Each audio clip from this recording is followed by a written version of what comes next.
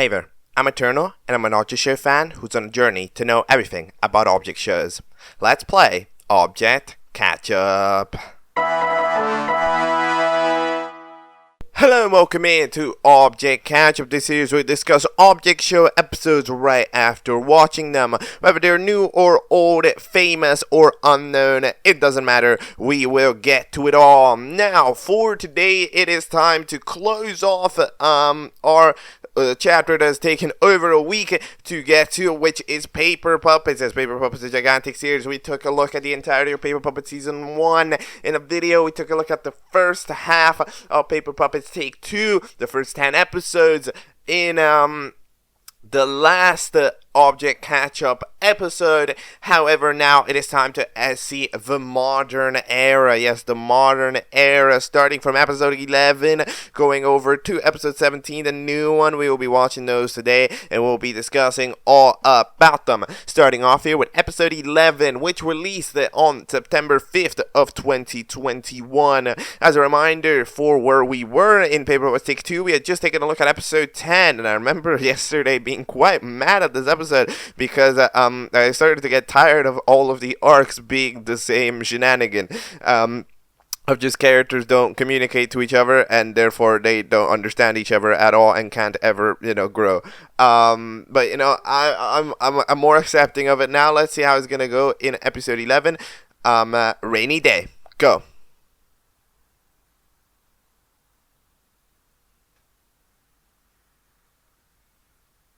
Okay, so a while ago I took a look at episode 11 of Paper Puppets Take 2, Rainy Day. So, alright, we have ourselves some interesting things happening here. So Golding is actually very sad. Golding is actually very sad because of the quitting of their two co-hosts, Santa Hat and Life, and I think it's one of these things where, it's like, you only realize what you have when it's gone, right? So, Golding kind of has this realization when they give them the silent treatment, where it's like, well, it is really nice to have an assistant that properly assists, right, and cares and likes and wants, right, which means that now that I'm certainly seeing what it's like when I'm trying, but it's not there, then it kind of hurts, right, and they realize, damn it, I really did not treat them with any of the respect that was deserved, right, so there is an actual realization here with Golding, which I think is cool. I think it's nice, and in what's overall an episode, which I would say does a good amount of character trying to build them, trying to build character for a lot of characters. It does a good job, I would say. This is a pretty evolutionary episode. I feel like the status of most characters has kind of changed after this episode, right? But anyhow, we end up having Golding try to go outside to get some fresh air, but it's raining. It's a rainy day. That's quite unfortunate. That is the title of the episode. Do we have any redesigns? Is it redesign o'clock? No, there's no re-aciding. Okay, the only thing that there is Plasma Ball receives a fix to the broken glass, which is actually just freaking like a pirate, like, eye patch with a smiley face on it. So technically the character does look different, but they're not, there isn't any asset change. Okay, but yeah, we end up seeing the contestants get to see the office properly for the first time, unless they of course went in there to steal fishnets. I see your treasure chest. We end up having they'll sign the contract where Platinum and Bronze will together work on the elimination because they keep beefing too much. So they proceed to sit on the couch, and we end up having ourselves 8,000 votes. And again, the radicalization of voting is displayed. Globe gets the prize and eliminated. It's unbelievable. It's because it really is. I've never seen a show do it like this. No, like, I've never seen a show suffer from this radicalization as much as I've seen this. It's super interesting because, yeah, it's just like when you have a controversial character, that's gonna happen. The people who believe they're in the right give prize, and the people who believe they're in the wrong give elimination. There's no neutral. There's no neutral option. You either really believe in the elimination, or you really believe in them being in the right. Right? You either really believe them being in the wrong, or really believe them being in the right. There's barely anybody who believes them in the neutral. Right? So yeah, it's really, really interesting. But yeah, they get a mug, and the rest of the prizes are cups. That I call the asset literally does not look different. Like, if it's, you can't even make the excuse that, oh yeah, it's different, because it's kind of like, it's not different though, so that's kind of goofy.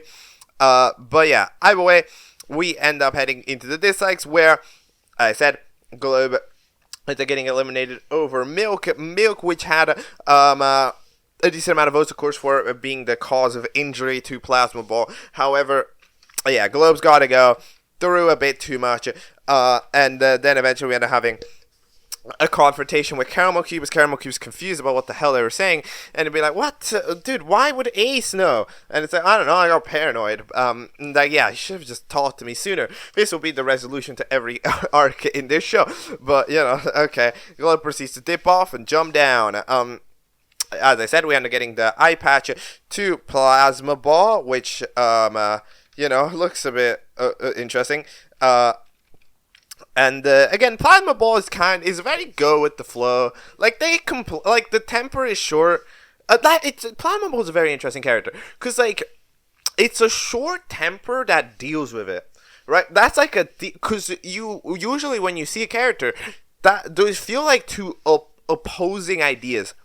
Right?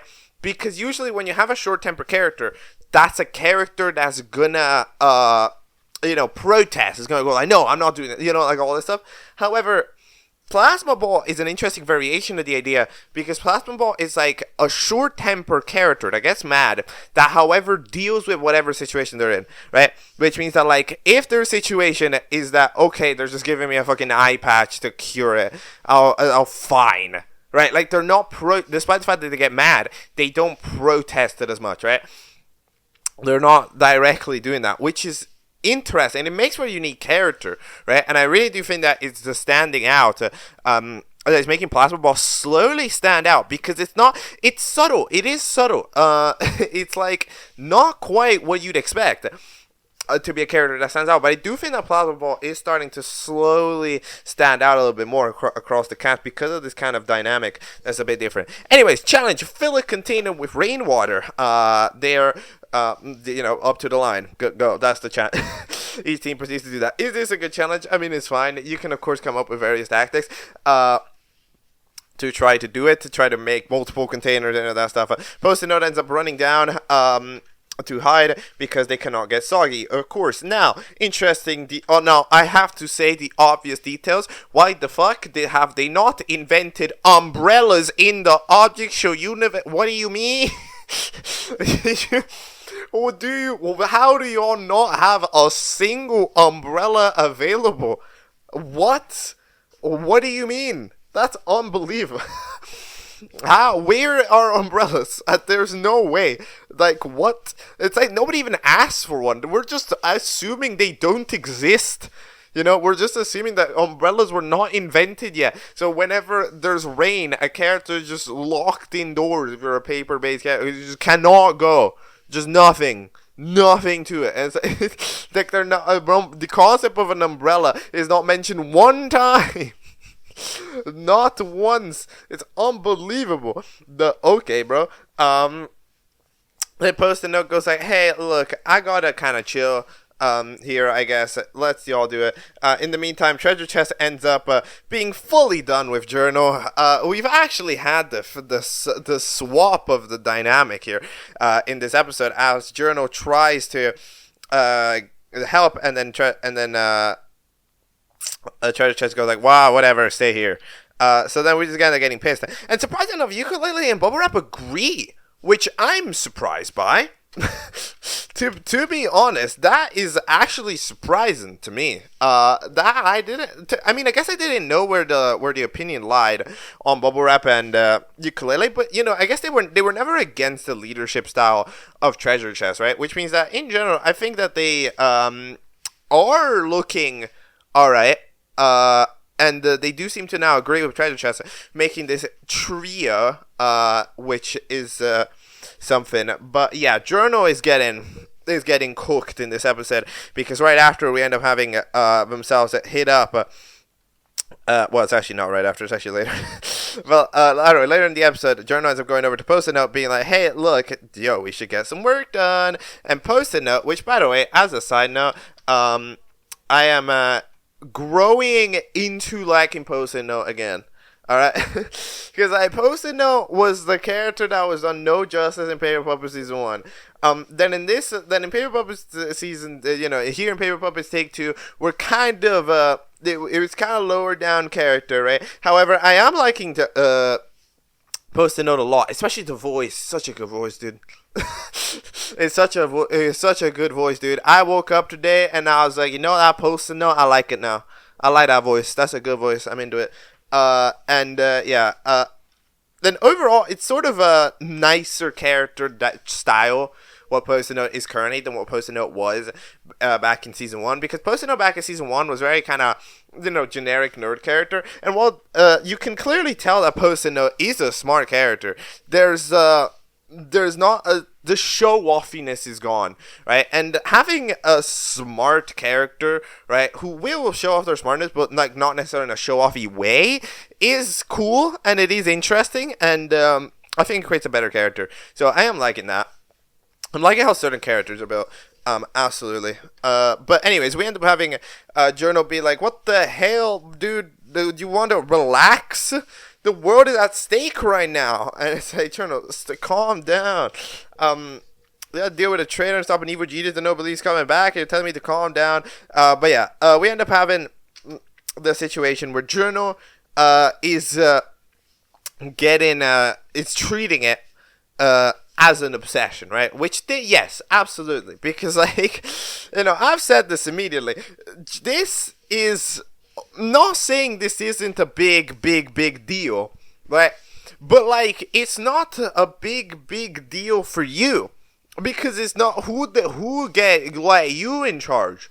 It's like that's kind of the thing. Like who according to who is Journal the one who's supposed to save the world, right?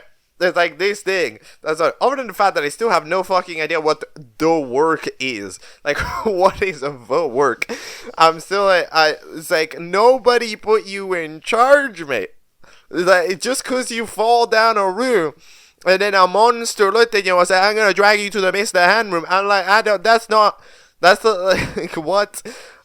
Just because you went over there and you saw, like, a portal or whatever, right? Because we get to see it in this episode. Yeah, it's like a portal thing that's getting built and it's getting connected, right? And then the monster's there. Which, by the way, okay, here's the thing about that. So the monster ends up being the blue monster from the Mr. H Laboratories, right? Which... to be honest, it's a bit of it's a bit of an unfixable problem. However, it is a little bit jarring to see how the show treats this, because like these monsters are like this show can't decide whether they're a big deal or not.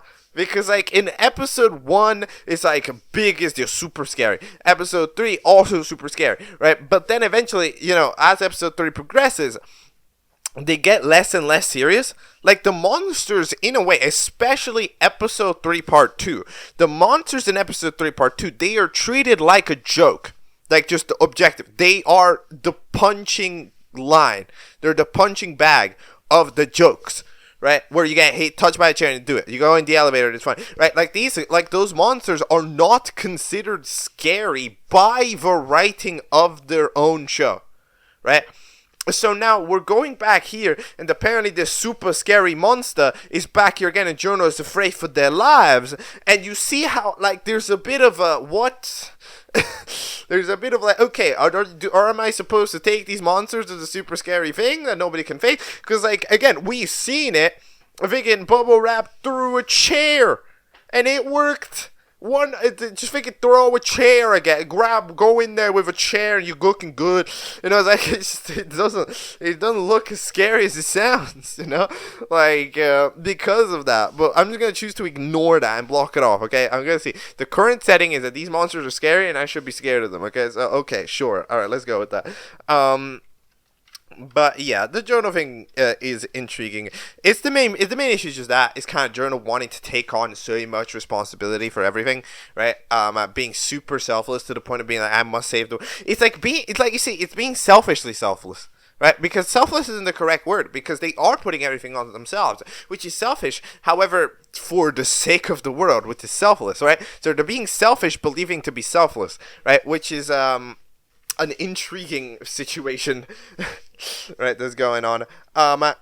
Anyhow, how are these people actually doing the challenge? In the meantime, okay, so Team Super fills it up by taking the freaking tank thing from the house, I don't remember what it's called, to fill it up because it's leaking anyways. I mean, yes, they did break it, but like it was already broken. So that seemed like a fair enough idea. In the meantime, we end up having Knight having the idea, hey, let's make some wooden buckets, now you can fill up water. This is a good idea. If you have multiple containers, you can get the water from the multiple containers to fill up the singular container. So you'll get more total water waiting for the rainfall. This is a good strategy. However, unfortunately for Plasma Ball, who almost believed that Knight did something smart. Well, the Knight can actually, how do you actually make a wooden bucket? I don't know. And he doesn't know either, so that's a bit unfortunate. In the meantime, Glow gets eliminated. Watermelon gets a set. Pan is saving it because, of course, the eliminated contestants. They're a little bit worried about the leaking and stuff. But in general, they're relaxing, they're chilling, they're having a good time. And, mild debating going on. We get to see that we're apparently trying to establish a connection here to the portal. Apparently a maintenance and update is required. All of these things are happening. Then we end up having the tactic of using the mugs that they won, the milk and bottle, to try to be safe. However, accidentally, it ends up that bottle themselves, because the bottle doesn't actually have a cap, ends up being the thing that's holding the water together, so we can pour the water onto it to be safe, which is pretty cool. However, last second ditch strategy, while the bottle's getting poured, Knight ends up stealing it, ends up moving it away and moving their one in. That way the water ends up filling up their tank before Milk realizes. So those two teams are safe, which then automatically means that Team 47 are up for elimination. Yeah, I mean, like, it's one of those situations where there wasn't really much for that team to kind of do, I guess. They didn't get too creative, to be honest, with it, right? So it was kind of like something a little bit more complicated. They tried to just, like, what were they gonna do? They could have ideas, right? But they just kind of brought it out. They just kind of brought it out and were just kind of there to complain. And in general, they didn't do too much, which is unfortunate. And then alongside it, the other team, I think Team Question Mark, right? They end up also losing because of the fact that they didn't quite fill it up at the very end. So they lose again. So that's the double elim, and they'll be voted on by the contestants in the next episode, which I do enjoy. We do that because this is a thing that Paper Pup Season 1 does, like, quite a bit. So it's a bit of a callback to that. Then Golding goes to do something nice, right? Because so Silver, the main character, ends up basically going over to Golding and being like, "Hey, you should be nice and stuff." Right? You should do something nice to prove that you should earn your clothes back. So they proceed to go do something nice, which is putting two teams up for elimination and hosting a debut. Maybe, I don't know, but he's on a good mood after saying it, and he proceeds to go host a debut. So something like that. It's a re-debut. It's kind of. Basically, the eliminated contestants don't rejoin. However, the contestants that are here from the original batch that never made it from Season 1 are here to try to compete. They get to state their reasons. Who's actually joining? It's difficult to say. there's a good argument to be made for a couple of them, from their baseline reasoning. Melon gets a good chunk of screen time, and double winner arcs are kind of intriguing. I would vote Watermelon. I'm gonna be honest. I would vote Watermelon because I think that having having winner try to win again is interesting. Right, a lot of people don't like that as a dynamic. I personally think it's cool, so I would say that, especially as a lot of these characters, they haven't had time to really flourish into the game, right? So it'd be kind of difficult for me to really try to see. I mean, Shuriken might be interesting because, we've eliminated a lot of those more aggressive style characters. There aren't really that many left, kind of like Chainsaw, right? So maybe Shuriken would be a good idea to bring on. So maybe that would be the idea. Who's joining? I don't really know, but we're gonna need to see. We're gonna need to see. I honestly have no idea what the viewers will be favoring here. Then in the post-credit scene, Journal ends up complaining to their team that I'm gone for one challenge, you guys blow it, and be like, hey, you could have helped, and I mean, like, what? Should I be surprised? And then Bubble Wrap goes, like, screw off, and they push them into the mud to have the episode end. Who's in the right there? I mean, like, it's... Look, it's Journal's in the wrong in all of the situations. It's like, there's just kind of, like, I understand why we're in this position. I understand why we're in this position. You've seen something important, but for some reason you've decided that you're the one that has to deal with it, right? So since you've decided that you're the one that has to deal with it, then it's like, there's kind of, I don't know. I don't know, man. Like, there's that, Bro, like, you could go, like, I'm telling you, like, ask Gold Ingot. Gold Ingot can teleport dimensions, and you out here not asking it, because you have to do it solo. You have to be the one to see the one. Who told you that? Just because Mr. Han taught to you, it's just because you the guy who fell down there. If it was fucking like Pan, it would probably taught to Pan, and then Pan would go like, oopsie daisy, I broke the screen. I don't know, but like, whatever. Episode 12 of Paper Puppets Take 2 released in August 2022. It's been a while then, because the other one was in late 2021. That's like 7 to 8 months. Episode 12, Dungeons and Dimwits. Go.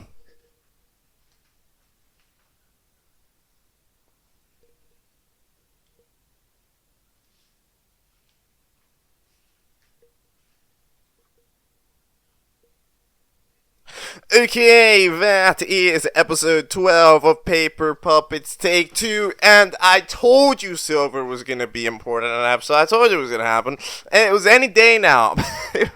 Any day now, right? I maybe didn't predict that it was going to be because she's really into Dungeons and Dragons, but, I was, yes, okay, very, very, yes.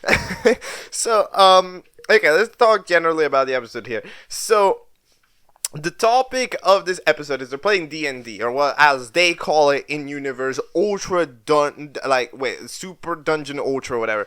Right, and they end up playing it with the campaigns, right, and everything, and some people are really into it, some people are of course less knowledgeable on it, but yeah, Silver ends up being the one that's super into it and has campaigns and stuff, so she proceeds to host the challenge, right, for it. So this ends up as quite a creative episode for the series, because it's very different, right, it's very non-regular, right, because it comes up with an entirely original challenge.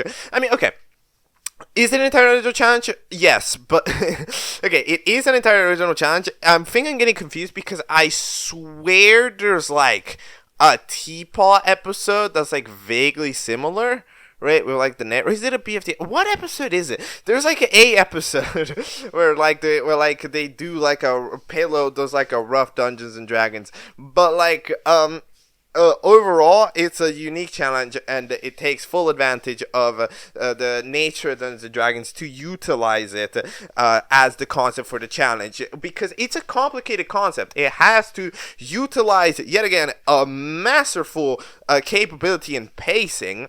All right, the pacing has to be very important, and in this case, it tries to sort it out, because like, even though, when you're looking at this episode, you're like, hold on, won't this end up like really long? They managed to make the campaigns roughly take shape in quick amounts of time.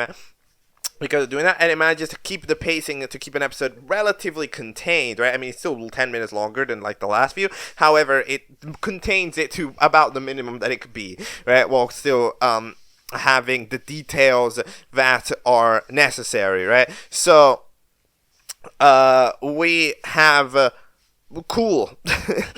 All right, so we have cool there. Now, a couple of criticisms. My main criticism about this challenge is that it doesn't end up mattering. It doesn't end up mattering. That's like the one criticism I have of this challenge, right? Like, we don't ever get to see it. Because I was thinking throughout, like, okay, how's Silver going to rate this? Is this challenge do well? Is it going to do... You know, however, in general, all of these campaigns that get written, they kind of don't matter, right? Because at the end of the day, we just have a team that forfeits. So, like, if the other campaigns went well or not, that literally does not matter. So it's like, okay, well... I mean, I wish it mattered. I wish, like, if they lost dynamically, I think that would have made more sense than if they lose based on forfeit by Silver, right? I think that's like, come on, right? You could just say, maybe quit. Like, why is they someone doesn't want to play, they gotta go? Like, why can't they just die? Let's say they died. You know, let's just do that. Just say they died. I don't know. Like, you can fix the campaign. You can do it. Come on, Dungeon Master. I thought you know how to play. No, by the way, I have no idea. I mean, I do know how D&D works, but I've never played D&D. I've never played Dungeons and Dragons in a proper way because I have never had a friend group that plays Dungeons and Dragons. That is just not something that has ever happened, and therefore I have never played a game of D&D. But of course, I have I have a rough grasp of how it works with it, and yeah, it does seem about right. You know, where like you kind of have to play around it with the dice and everything, on whether the things that you're doing work or not, right, and everything, you know, whether you can rig it or not, right? And Dungeon Master kind of protest to be like, hey, don't speak, hey, do this. Then, hey, Chainsaw, don't destroy everything. But I guess you got to 17, so I guess, okay, fine, you can break the rules a little bit, right? Okay, you did it, right, and all that stuff. In general, I think that it's a nice implementation, especially looking at the comments. I think it seems like a nice implementation of the concept. It's a unique challenge, right, that makes for a unique episode that ends up having a massive change in style, right? Because the stylization of the scenes is very cool. It's very cool. The actual campaigns themselves having their design attached to it. It's really taking advantage of the style because the style has a general ish cleanup to it in this episode from the intro, which has a rework. Like mainly like a reanimation, you know, adding a bit more detail to it, a little bit more nuance, and also the general aspect. It is now here today that we have to unfortunately say our goodbyes to eyelashes in characters. This is so sad. This is sad. I mean, yeah, no, okay, some of them still have it. I think Plasma Ball still has it, and I think Saber still have it, so like kind of the, I don't know how to say it, girlier of a character, but like, not everybody's allowed to not everybody just has it by instinct, right, anymore, which, I don't know, I feel like this is something that has kind of been grown out of OSE, right? I feel like we kind of grown out of eyelashes equals girl in OSE. However, I don't know if it's a hot take, in my personal eye of it, okay? In my personal eye of it, and I know I said it when I did like freaking 5 years ago, the Object Lockdown, right? And it's that, like, in my eyes, it's actually fine. I think it's good.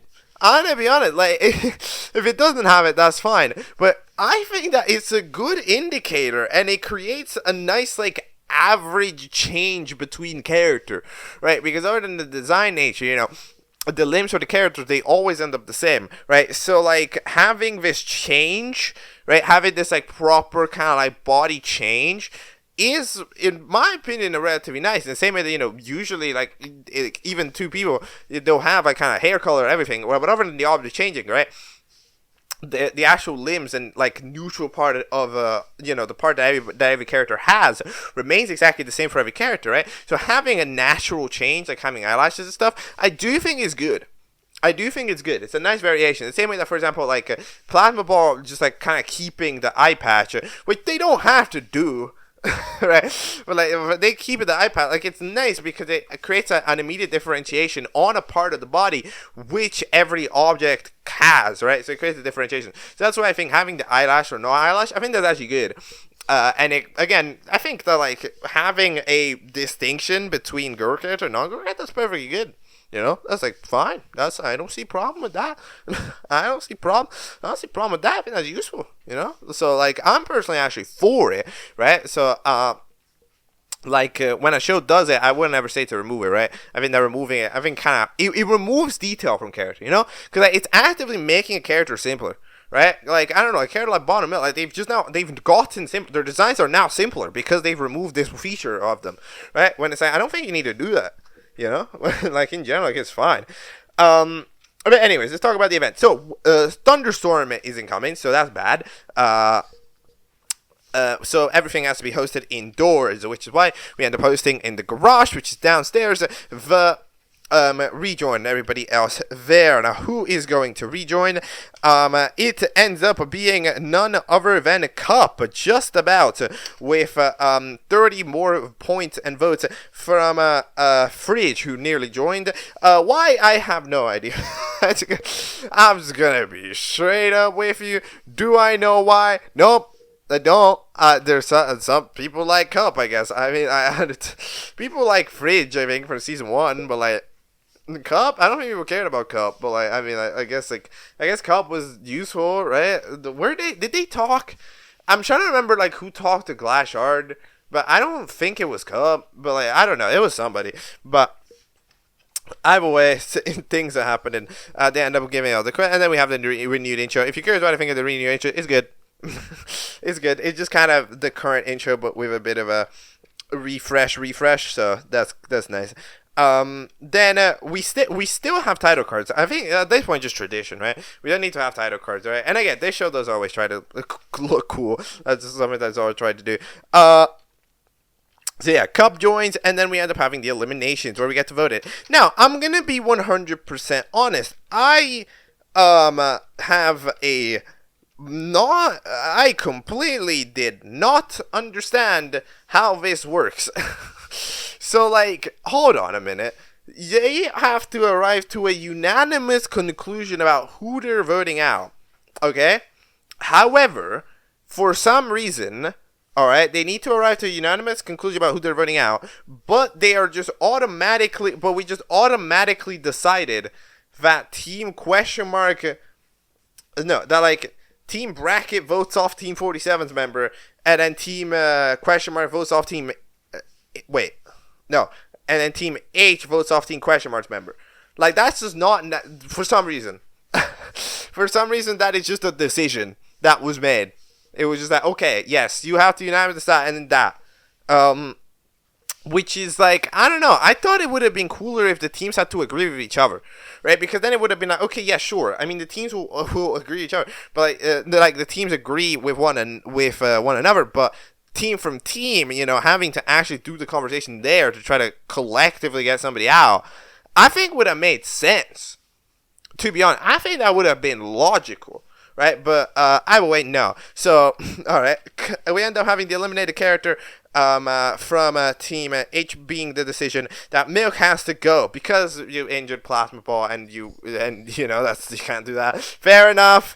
It's a big mistake. It's unfortunate. It's an unfortunate error from Milk because like Milk was looking so good.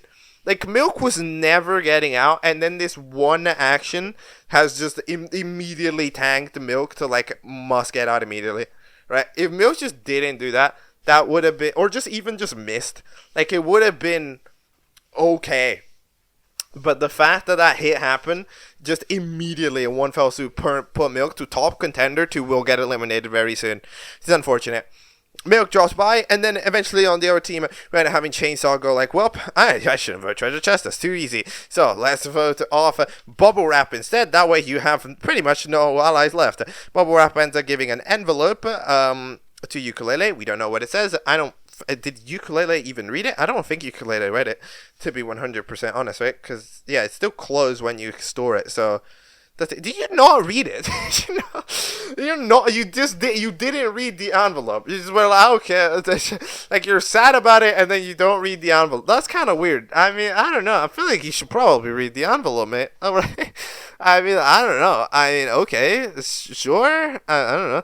That's a bit odd, isn't it?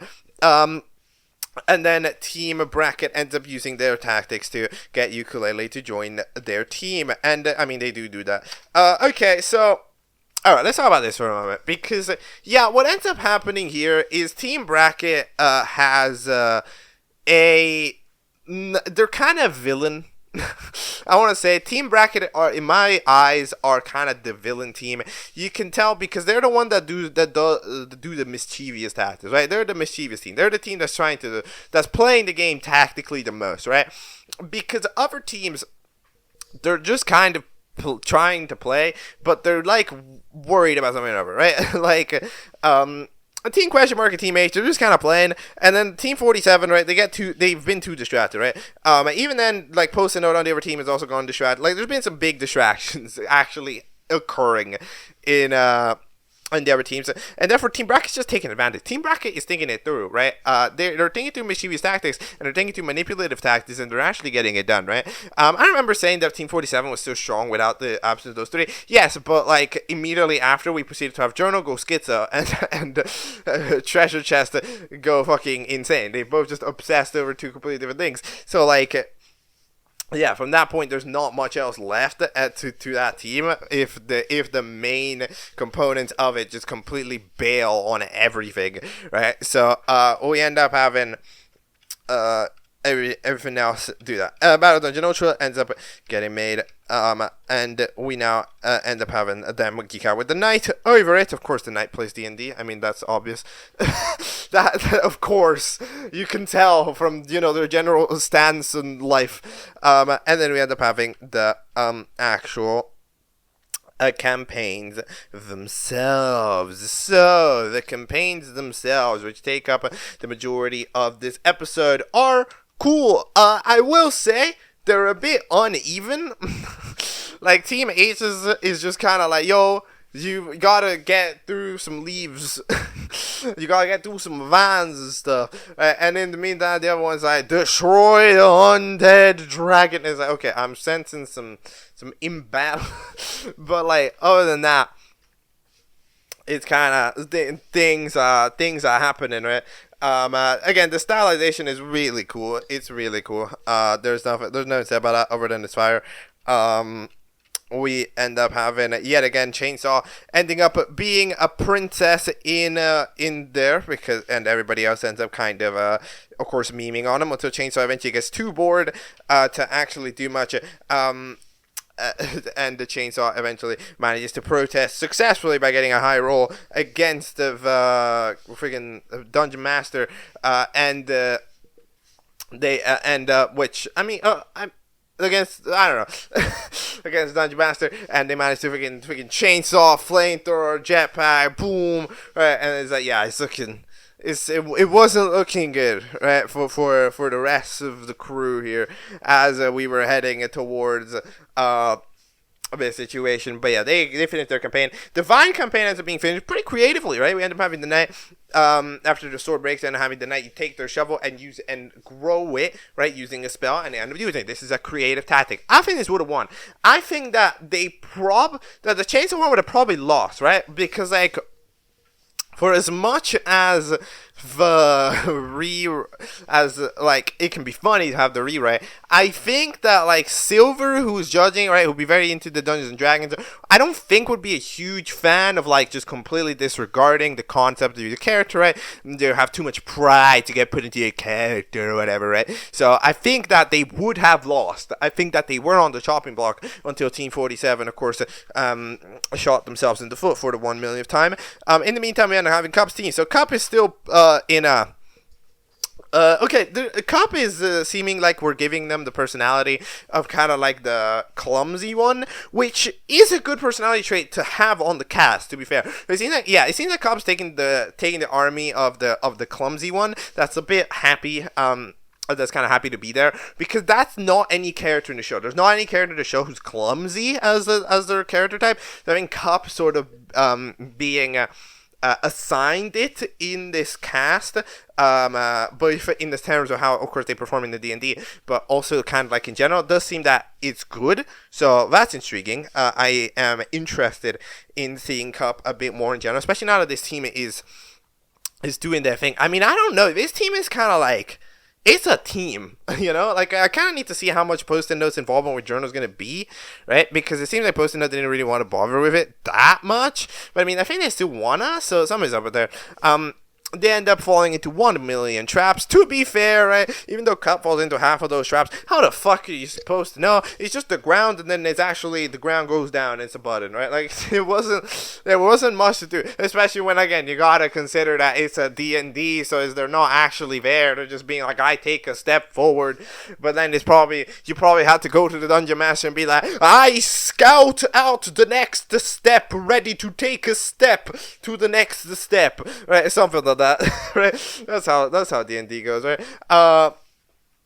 Like something or other like that, right? But yeah, eventually they find the Under Dragon, and Cup, by just taking out the leg bone, right? Because the Under Dragon is made of floating bones, ends up crumbling down and then immediately just dying. Yeah, that's another creative way to do it. I'm telling you, these teams are doing it. I think Chainzaw's team, they were probably gonna lose. However, yeah, we end up heading ourselves over to Team 47. So Team 47 end up entering the darkened cave. Journal and Treasure Chest, of course, disagree on where to go because they feel like, I mean that there's a certain... Journal is like such a bad person. They make an interesting character, but they're like such an unbelievably bad person that is actually insane. Cause it's like they don't give a shit. Like, there's a degree where it's like you can do the bare minimum. You know, it's like, it's crazy. Like, it makes her a cool character. It makes her an interesting character, right? Don't get me wrong. Like, it's interesting to see Journal. It's very interesting to discuss Journal. They're very interesting to debate Journal because every decision they make is just proper, like a bad person will make. Like, just a proper person doesn't care.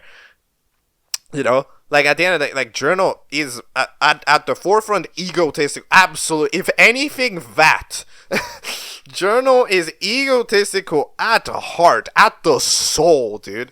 So the egotistical at their soul, they don't have any type of, like, caring to do the bare minimum, to even just play the D&D campaign, do a decent degree of treasure chest, you know, even to be like, hey, wait, I want to go to right, will you go to right? It's like, okay, it's like, but you can't just decide.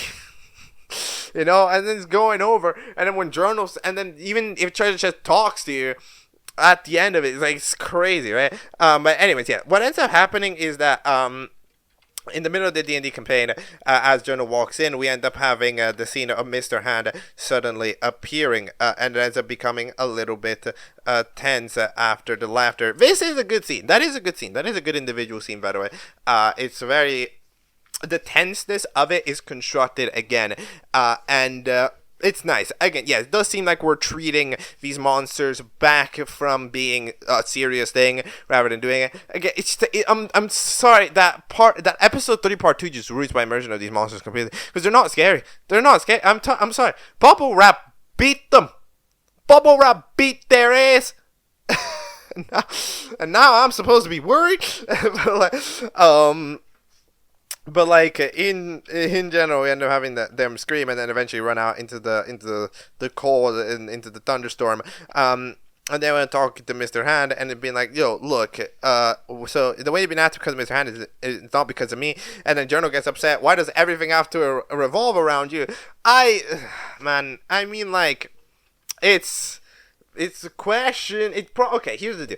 It's a Treasure Chest asks a valid question in the sense where it's like you need to, like, it is an issue of clarification, right? Okay, so have you been acting out because of Mr. Hand, or have you been acting out because of me? So that's kind of the question. It's like, these are, like, that is a valid question, but it's not the time.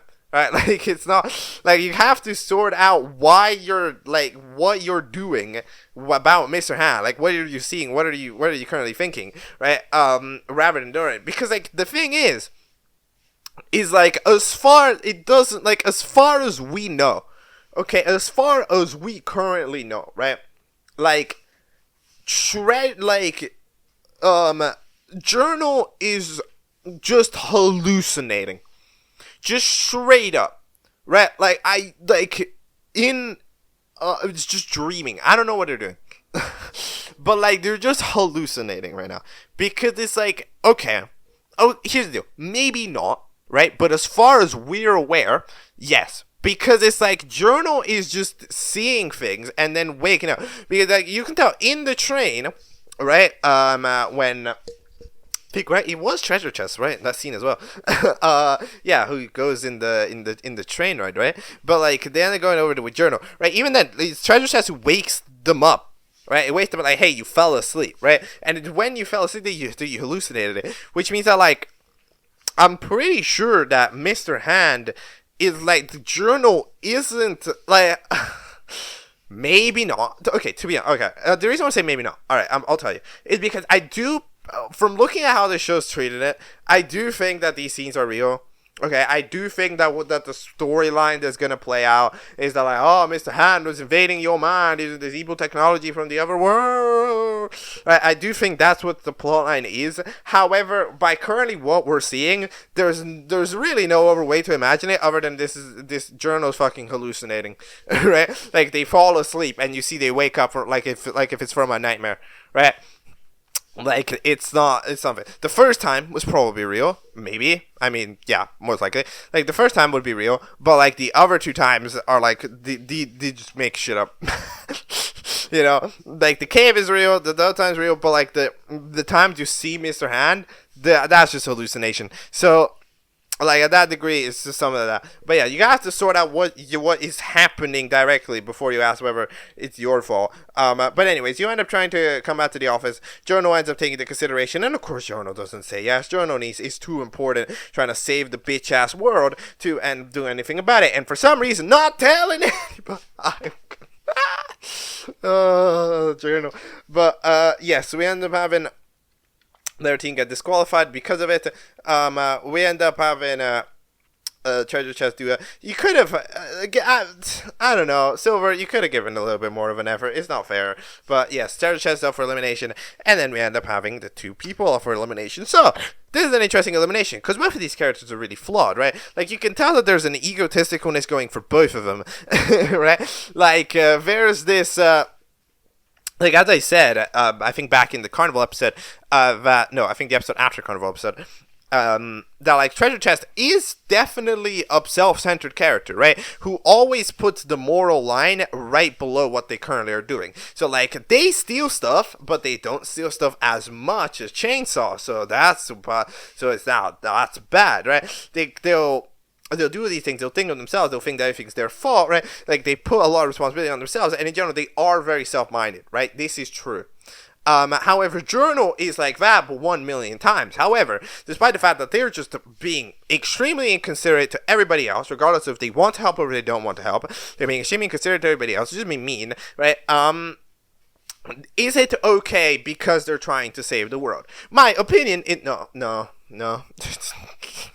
No, it's not, dude. It's not at all. Because it's like, there's no... Journal is doing this so badly that Mr. Ham will win. Like, there is no... Journal is under no circumstances right now going to win...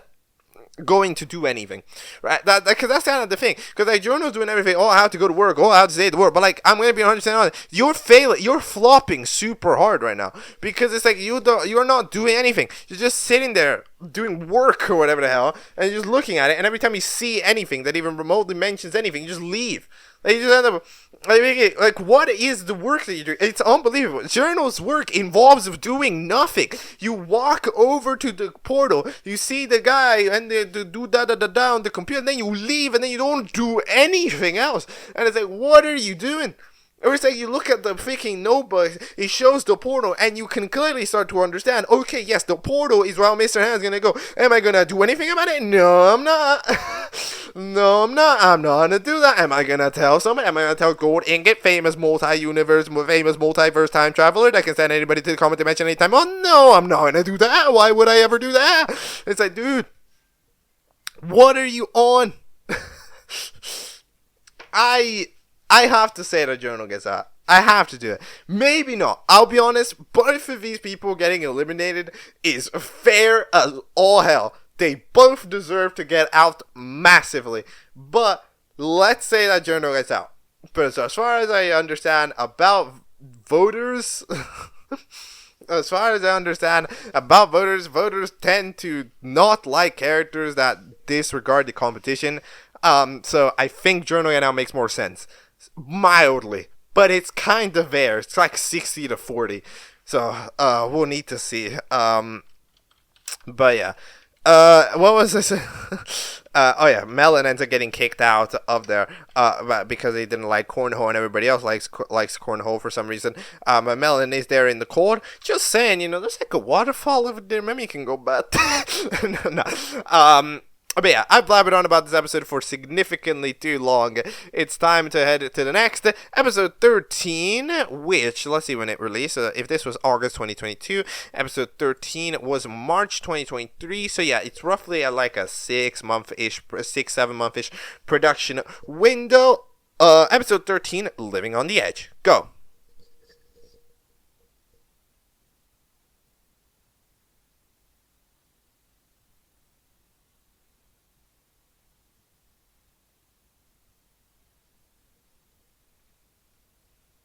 Okay, so that is episode 13 of Paper Puppets Take 2, Living on the Edge. So, I think with this episode, considering the amount of things that happen around the elimination, let's talk about the eliminations first, okay? Let's start off with those before getting into any of the other mumbo-jumbo. So, with our actual elimination that takes place in this episode, which ends up being the final viewer vote elimination. Yes, at about 11k, which is the amount of votes that this episode gets, we close off a viewer elimination, at least for an indefinite amount of time, seemingly forever, as the show is ready to go for, a contestant voting system. Now, is this a good idea? I mean, okay, here's the thing.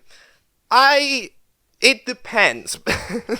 Right, it depends. We don't know yet. Right, because, so far, to be honest, this show has not exactly given me the degree of plot depth to where I would really tell you, okay, yeah, doing a contestant vote makes sense so that sort of character can stay around and stuff. It's not giving me that depth. It really hasn't, to be honest, right?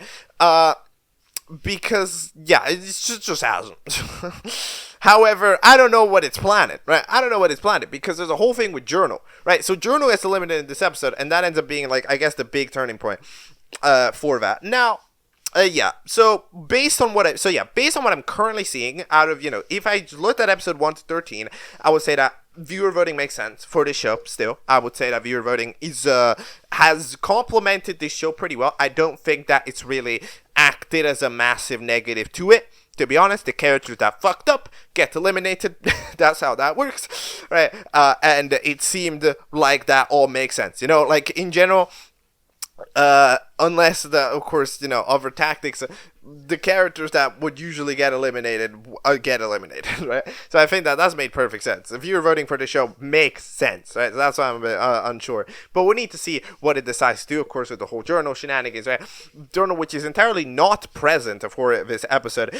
They do end up getting eliminated just about, man, by 70 votes or something. I told you it was gonna be close. It was gonna be close, but yeah. A Journal ends up going in a really close elimination, and they're just not present. Don't know where they are. They're presumably, of course, we don't know where they are, but we know where they are.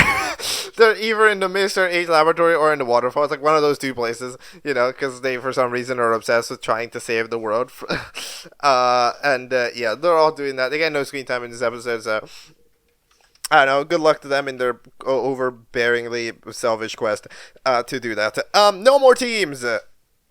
And then we end up having the no more teams as we edit the challenge. But again, I want to talk about this elimination. So the people that end up winning immunity from the challenge end up being Post-it Note, who just absolutely uses physics to their advantage, almost like Post-it Note Smart, alongside utilizing Bottle, which manages to defeat a Chainsaw and get by with the help of Post-it Note. So those two end up making it, and then the last one to make it after a tree ends up chopping down is after a big run, none other than friggin' than the Ukulele, who manages to take the run in at last second and pushes Caramel Cube out of the way. Caramel Cube's upset at this, but yeah, to be fair, for as much as Slipper, you know, because Slipper is really trying to get into Ukulele's head, you know, trying to gain and remember, because like there's this realization that the three of them can't necessarily, right, properly sort it out, right, that trio. However, they can get Ukulele on their side, then that's 4, and that's just an overbearing amount that will automatically win every contestant vote, right? Like, the thing about this contestant vote is that it is really close to being extremely boring, right? The current status of this contestant vote, it's really close to just having it be like they're just being a unanimous power, that there's nothing that anybody else can do about it. Like, it's very close. We're getting there. And if Ukulele manages to convince it, we're pretty much there, right? And then what ends up happening with it, but like in this case, Slipper's right. By the way, talk to Ukulele. Like, yes, in this scenario, you fought to try to win, and you won. You didn't play dirty. Like, if Slipper's like, ooh, you played dirty and it worked. Wasn't that good? It's like, no, wait, hold on. Ukulele did not play dirty.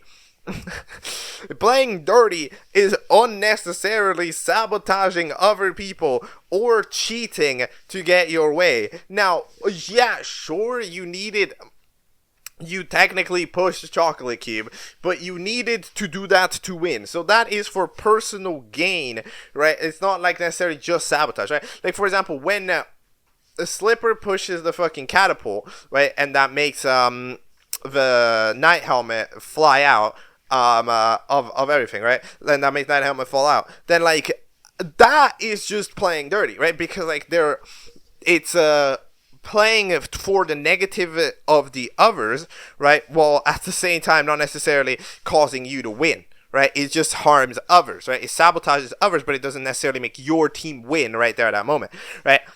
But Ukulele taking a push and then winning, like, it sabotages a member, but it's just winning. So it's not, in my opinion, playing dirty. It's not playing dirty that what Ukulele did. Ukulele did something perfectly reasonable, right? So, yeah, then we end up having our viewer voting. By the way, on the topic of this, you can really tell that the dynamic, as I said, the dynamic between Plasma Ball and the Night Helmet, you can tell that it's really there. In this episode, it's probably like, you could tell, but this episode is the most sort of protective that Plasma Ball has been over the Night Helmet. It's that same thing. It's that same dynamic, right? That dynamic of, like, they both kind of consider each other charmingly pathetic, so they, like, kind of want to protect each other, right? So, like, they get along because of that. And I think it's pretty cool. Even I think Plasma Ball's like, Plasma Ball's just combing freaking Night Helmet's hair. But yeah, we end up having now these 5 people proceed. Post-it Note, Bottle, Caramel Cube, Plasma Ball, Night Helmet. They proceed to have what might be the single worst display of collective agreement I have ever seen. That is shambolic from them. Holy. I have never seen a bigger fail ever. So, like, what? Hold on.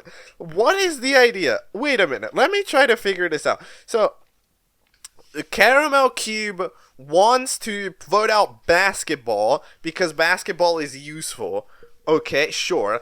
And then Plasma Ball just wants to vote Slipper because they don't care. They just want to vote Slipper because they hurt the Knight Helmet. Okay, that's that. It was not necessary. And then the Caramel Cube's like, well, Slipper didn't do anything for Chainsaw. Then Post-it Note arrives. Okay, yeah, but we can vote. Yeah, we should do that. We should vote out Basketball, right? Then Bottle goes like, well, hold on. Shouldn't we just vote for Chainsaw then? Because why are we voting out Chainsaw's allies that Chainsaw might use to his advantage to then vote out for Chainsaw? Alright, and then Plasma Buns are going, no, I'm just voting Slipper. Caramel Cube is like, what? And then, wait, we end up having... So yeah, okay. What is happening? So like you see, the disagreement is that Bottle just agrees that Chainsaw is the better votes. They end up disagreeing. They don't agree with Post-it Note to vote Basketball. They just want to vote Chainsaw. Presumably because Chainsaw tried to attack them right in the middle of the challenge. So like, but they don't say that. So then it ends up that in this entire situation, nobody changes their fucking mind. So that means that Night Helmet and Plasma Ball vote for Slipper because of that. Basketball, Post-it Note and Caramel Cube vote for Basketball, and then Bottle votes for Chainsaw. So that ends up making whatever the hell is going on, right? And then we end up having some other fellas. And, like, to be 100% honest, right? To be fully honest, the other fellas throw nearly as well. Because it's like, what is... Hold on, wait a minute. But there's 2 Chainsaw votes. Wait, Treasure Chest would have voted Chainsaw, right? Presumably. Yeah, that would have made sense. So Treasure Chest was Chainsaw. Chainsaw votes Treasure Chest, and then the other parts of the... So, like, Ukulele, they vote Caramel Cube together. Cup doesn't matter, because Cup thinks it's a vote to save. So it just votes themselves. And then it's like, what... Dude, this is what I mean. This is what I mean, dude. When I say that nobody in this show has been written to be able to communicate with each other, it's actually unbelievable. And you know what? This show, it's okay. Here's the thing. A couple episodes ago, I did criticize this, right? Or like, well, I did criticize this thing because, the act of having zero people in this cast being capable of understanding or communicating with one another, right? Zero. Zero skills in that department. Okay.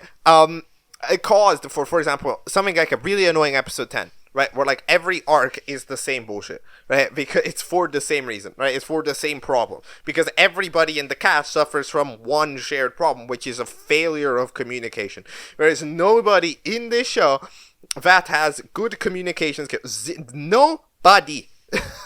Right? So that's a problem. Right? So since this is a problem, that causes a lot of arcs to be potentially caused by the same reason. So that's called annoying. However, one thing which I do have to commend it is that it is managing to pull it off to a very good degree of consistency, right? Like, the writing of this show is good. The writing of the show is good because it keeps the characters grounded to their level, right?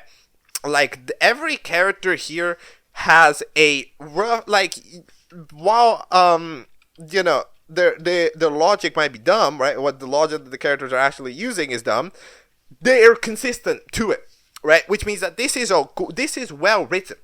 This is well written stuff, right? Because, like, the characters which are so flawed, but we're allowing them to be flawed. We're writing them as they are, right? Which is nice.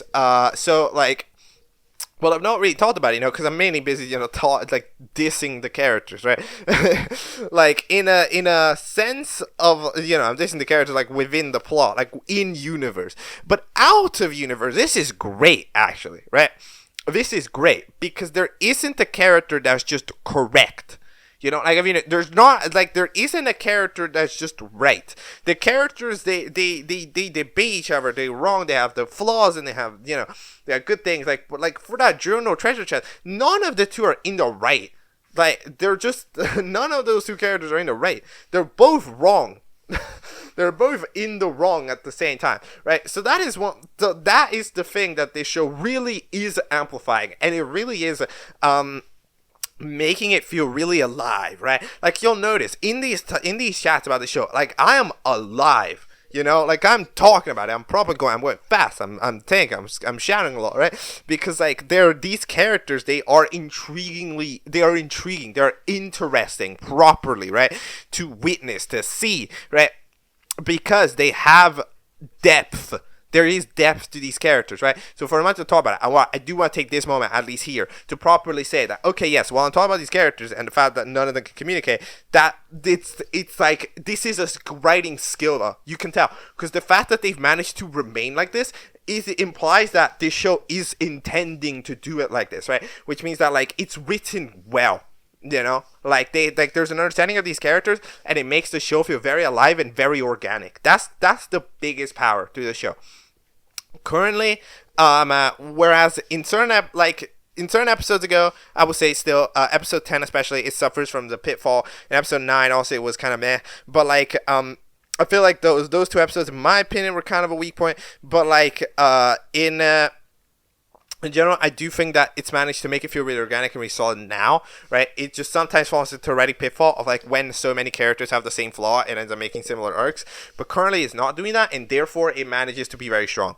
So absolutely, that is the biggest W to the series, right? And it in a way it sparks the energy that a reality show does, right? Because like one of the biggest elements of a reality show is that it's so organic, right? Like the characters in the reality show, there's no character that's directly wrong all the time, because it's a reality show. It's real people. Real people aren't correct all the time. Real people aren't wrong all the time.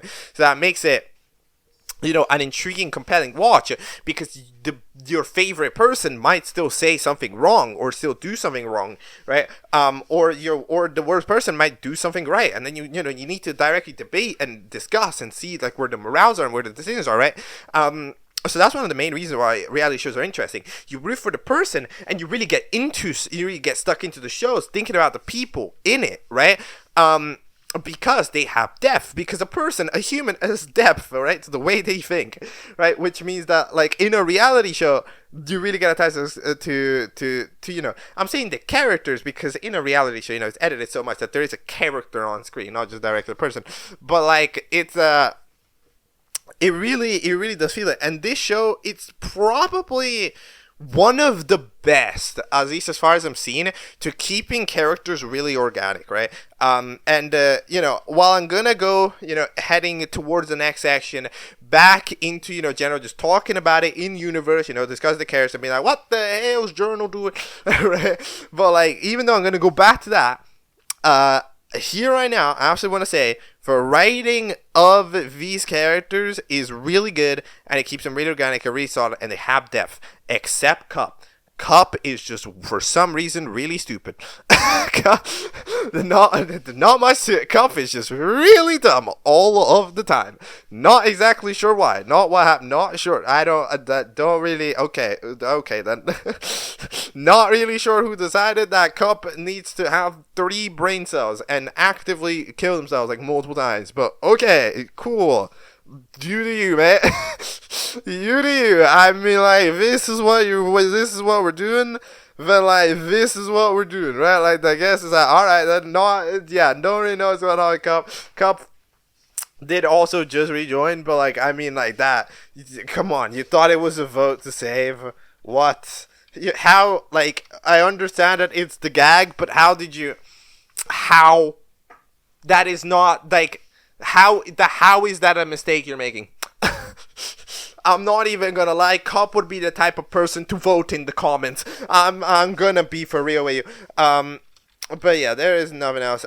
Caramel Cube ends up leaving, going over to rekindle and having the hug there at the last second from the teammate, and then Caramel Cube jumps down to have a rekindle, connect with Globe and stuff. And then that is the episode. What was the post-credit scene? Completely forgot about this. With having the renovation from Gold Ingot, making the place nice, because they want the Santa Hat and stuff to come back. But, like, Santa Hat and Loaf are not coming back. The other fellas are here to tell them. Because, like, well, I mean, yeah, maybe they're doing nice things, but they're not just going to spawn in.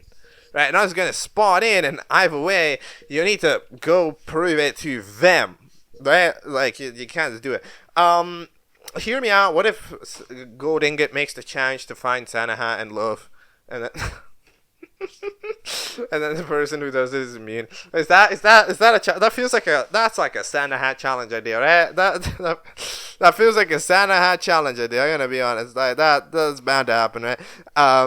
But all right. So if this episode was released in March 2023, episode 14 was released in November 2023. So yeah, it's been about 6 months. Is it? No, that's like more. That's like 8 months. Yeah, dude, show's taking a bit. The show is taking a bit. It's taking like 8 months. But episode 14 is titled Platinum Puppets. Here we go.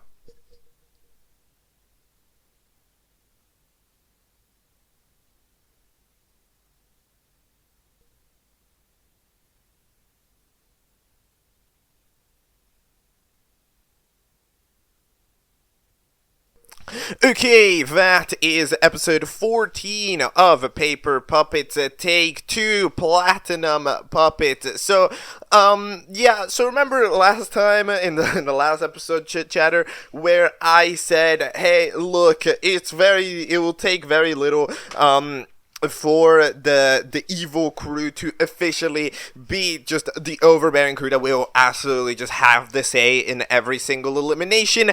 Yeah, this was the last chance. It's gone. It is officially gone. There is nothing that anybody else can do now. They're just gonna win. I'm not gonna lie. Chainsaw's crew is too powerful. There's like even if Ukulele spits up, there's just nothing else. There's just nothing here anymore. There really isn't, right? And it's rough, man. It's rough out here.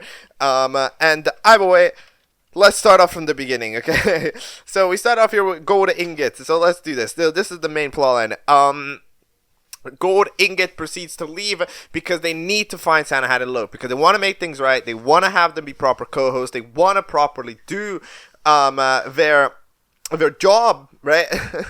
And they want to be like, hey, look, I'm trying to improve, I'm trying to be better, I'm trying to act nicer, and I want you guys to come back. So the Gold Ingot proceeds to go into the city. We already knew that this was a thing. However, yes, this does continue the Object Show trend of a grassland is where the people compete, and there's also a city like a mile over. That is every Object Show ever invented, and this is one of them. But now, what were we saying? So they proceed to go over there, try to fetch them. They somehow find where they need to go. They find like a bakery and just guess. I don't even know. They just find a bakery and go like, yup, bread would work at a bakery. Sounds like a good plan to me. And it actually was. So you know what? Fair enough. If that's how it goes, that's how it goes. But I must admit that I am surprised by this move. But anyways, as we do that, we end up having Platinum, who ends up having apparently a challenge idea as we work together, and they decide to lock Bronze and Silver in the shed with his new tactic of utilizing a chair. I'm telling you, dude, chairs are the most powerful tool in this show. Chairs are super powerful. You're telling me that the biggest bad of this show can get defeated by a chair, and then people get locked indoors with chairs and everything? That's like, Mr. Hand's gonna come back. You show him a chair, and he's about to freak out. He's about to go like, "Bot." Like, I don't know. Like, it's gonna be something. But like, all right. Platinum apparently says that they spoke 6 times, while Platinum spoke 5 times, which is not even. So, yeah, he proceeds to go over and host the elimination with his evil plan, with the papers spreading all out, going, shoo. So yeah, we have ourselves the intro, which, by the way, one little note about the intro is that as part of the redesign, I think every character got their own font, right? So now every character has technically a font attached to them. The fonts, they mostly look quite goofy, I'm not gonna lie. And the intro has also ended faster. I don't know if you noticed, so that's intriguing. But yeah, it also had a couple of additions that weren't there, like the paintball from that one challenge, right? It's added the ones from like pre-intro addition, right? Which is intriguing. We are still doing title cards. I wonder if we'll continue to do that forever. But we end up having themselves host the challenge. So pairs. They don't get to choose the pairs, but they'll be split up into pairs, and they need to go get as many of the papers. There's 20 pages to the evil plan. So Slenderman, collect my pages, and we end up having the challenge be to get as many as possible. So as is with a challenge about getting as many of thing as possible, where you just kind of need to walk around and try to find them because they're hidden in random locations, right? There's not much methodology that you can really place to it. They just flew, right? So there's not really that much methodology to it. It's mainly utilized as a character building exercise, right? Of having of showing off characters, what they're thinking, what they're doing in new ways, and I do think that this show does that pretty well. But let's go scene by scene in this case. So we end up having Post-it Note try to team up with Slipper. However, Slipper is too busy getting to be with Ukulele because the Slipper wants to complete Ukulele. Because Slipper is a manipulative fella, right? And the thing about it is that we end up having truly just like a sensational showing of how if you don't have any type of communication skills, you will just start to believe bullshit. And therefore, this is what happens in this show, right? Just constantly, with everybody. You notice how easy the characters in this show are to manipulate. Which is all down to his fault at communication, right? That just the global cast has in this show, right? Everybody in the show has this problem. And they make them really easy to manipulate because it's hold on, nobody talks. Nobody talks. Nobody says things properly. So that means that everybody must be betraying me. Everybody must be just planning behind my back. Everybody must be doing this. And then when somebody just says it like it is, says it convincingly, oh, you gotta be evil. Oh, you gotta be voting out. Oh, you gotta take care of yourself, right? When somebody just come in and is commanding, it works because there's not characters with enough trust and communication capability to be able to actually go in there and understand when bogus is bogus, right? So the Slipper and the Chainsaw crew, right? The Chainsaw Trio Quadruple is super powerful. They're just so powerful, right? And there were chances to get rid of it, but there was just, in that last episode, absolutely, there were chances to get rid of it, and all it takes is one of the three. If one of the three go in, it becomes a bit more messy, but because then they don't know. But as long as those three are there, if you're attacking from all angles, it's just a problem, right? Because there's just too many attacks going on, right? Somebody's gonna get fooled because nobody in the show's smart, right? Which means that those three are just gonna win. And in this episode, it was the very last maybe opportunity, and it was not taken. Yet again, it was not taken because of a manipulative tactic by Chainsaw, which is it's just why do you trust Chainsaw? But whatever, dude. We'll talk about that more later. But what were we talking about? Yeah, Slipper and Ukulele. Yeah, Slipper and Ukulele. Ukulele is one of these people, right? Ukulele will say, oh, I gotta grow into it, so I gotta be bad, or whatever the hell, right? So I gotta do my makeover, yeah! So they get cool eyelashes, because that's become a cool thing, rather than, I don't know. But, dude. So, what the So yeah, Ukulele is one of these characters, they were down, and then Slipper tried to have them act tough, and now Ukulele act tough, and they won that one challenge, so now we're oh yeah, that felt good, so Slipper must be on the right track, right? And that means that Cup, who's now distracted at chasing this paper, that ends up doing it. The wind in this, I feel it was a Wii Sports Golf. I mean, I don't know. You know what? Now that I think about it, how do you play golf here? Maybe I don't blame Golding. You know what? Looking at how the hell the wind has been flowing around here, I think that playing golf here is kind of impossible. I don't think Golding was bad in the wrong. I think I'm starting to get sympathy for him. In that scenario. Then we have Golden in the right for Rod and Flash as a character, and they end up doing that. Hold on, what is the name of this store? Did this guy really just go look at a bakery and was let's hope and then it worked. Because that's the most crazy pull of the century. And you know what's the crazier pull of the century? Fucking Ace walks in as he's talking and proceeds to immediately just blitz it out the door. And it's like, I'm sorry, wait a minute. You are telling me that Gold Ingot YOLO guessed the bakery, and then Ace YOLO also went into the bakery at the same time that Gold Ingot went into the bakery. How small is this city? Cities are pretty big. There's a degree of suspension of disbelief, like a massive suspension of disbelief that's getting made. Like, you know, in Home Alone 2, when like Kevin McAllister is like in New York, and then somehow in New York meets the same lady in 3 different places, like in completely different places around New York. Like, that's like the level of suspension of disbelief that you gotta do for this. But hey, Home Alone 2 is pretty good. So Gold Ingot ends up convincing that, hey, look, I'm like an old friend of Love and stuff, so we should, like, you know, get together. So they get to hang out with them as they end up doing it. Then we end up having Bottle end up getting worried that they did something to Poston now. So the real avenue that happened here is, of course, Poston was a bit upset about the last elimination, right? Because the last elimination was absolutely an opportunity to vote somebody out, but we ended up getting freaking Caramel Cube out because of the lack of knowledge of voting basketball. Now, first of all, voting basketball would not have changed the avenue. It would have made a tie. Okay, just saying. However, beyond that, okay, because but like they would have eventually won in that tiebreak. I don't know how the tiebreaker goes. There's never been a tie, right? So I don't know how the tiebreaker goes. But like, I found that it would have been a good tactic. The good tactic would have been for all of them to vote Chainsaw. You see, like, because they had the treasure chest vote as well, right? So that means that you would like.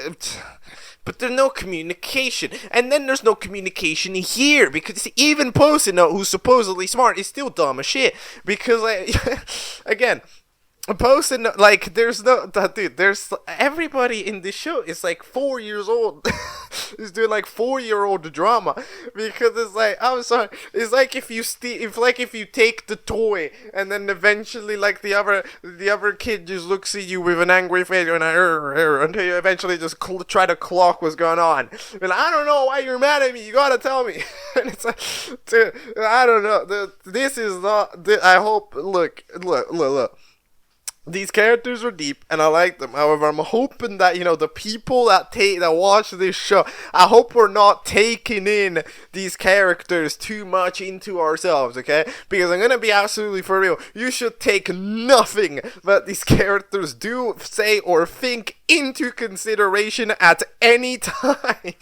They are all wrong, and they're all stupid. It's just funny to watch all the stupid characters, but they're all super dumb. But either way, yeah, Cup ends up running off. Okay, so Cup's weird. I'm gonna be honest, alright? So let's talk about this.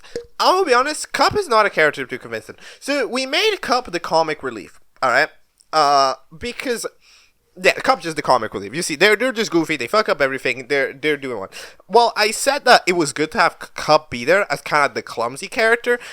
At least in the D&D episode, Cup is clumsy but fair, right? But like not like Cup isn't dumb. The way that they screw up isn't dumb, right? But like in the last 2 episodes, Cup is just dumb. Like obviously you don't throw yourself off a fucking cliff. Right, like Cup is just dumb now. There's no what to say. They've sort of swapped out, and the reason why, and like being clumsy is good, but being dumb wasn't necessary. Why? Because like being pathetic is already a character trait that 2 characters already possess in this very season: Plasma Ball and Night Helmet. That is their 2 character traits, right? The character traits of Plasma Ball and of Night Helmet are both the same. They are pathetic in their own ways, right? Which is fun because of course they make the dynamic with each other, which is cool. But you can really see it. And I really like how this episode did Plasma Ball. Plasma Ball's episode was really good because it really showed off that side of it, right? Because sometimes you know, you can interpret that arc, right? You can interpret that like a Plasma Ball and like Night Helmet arc. It's kind of like a Plasma Ball sort of trying to protect Night Helmet because they find them charming, that they're pathetic. But no, you gotta understand that Plasma Ball is equally as pathetic as Night Helmet. It's just less direct. It's socially pathetic rather than Night Helmet, who's just physically pathetic, right? Like that's the best way that I can describe those two details, right? And seeing Basketball, who's a professional rage baiter at heart, right, come in and actually, you know, have the conversations with Plasma Ball, you can really tell that Plasma Ball has the super short temper and is generally just kind of dumb, right?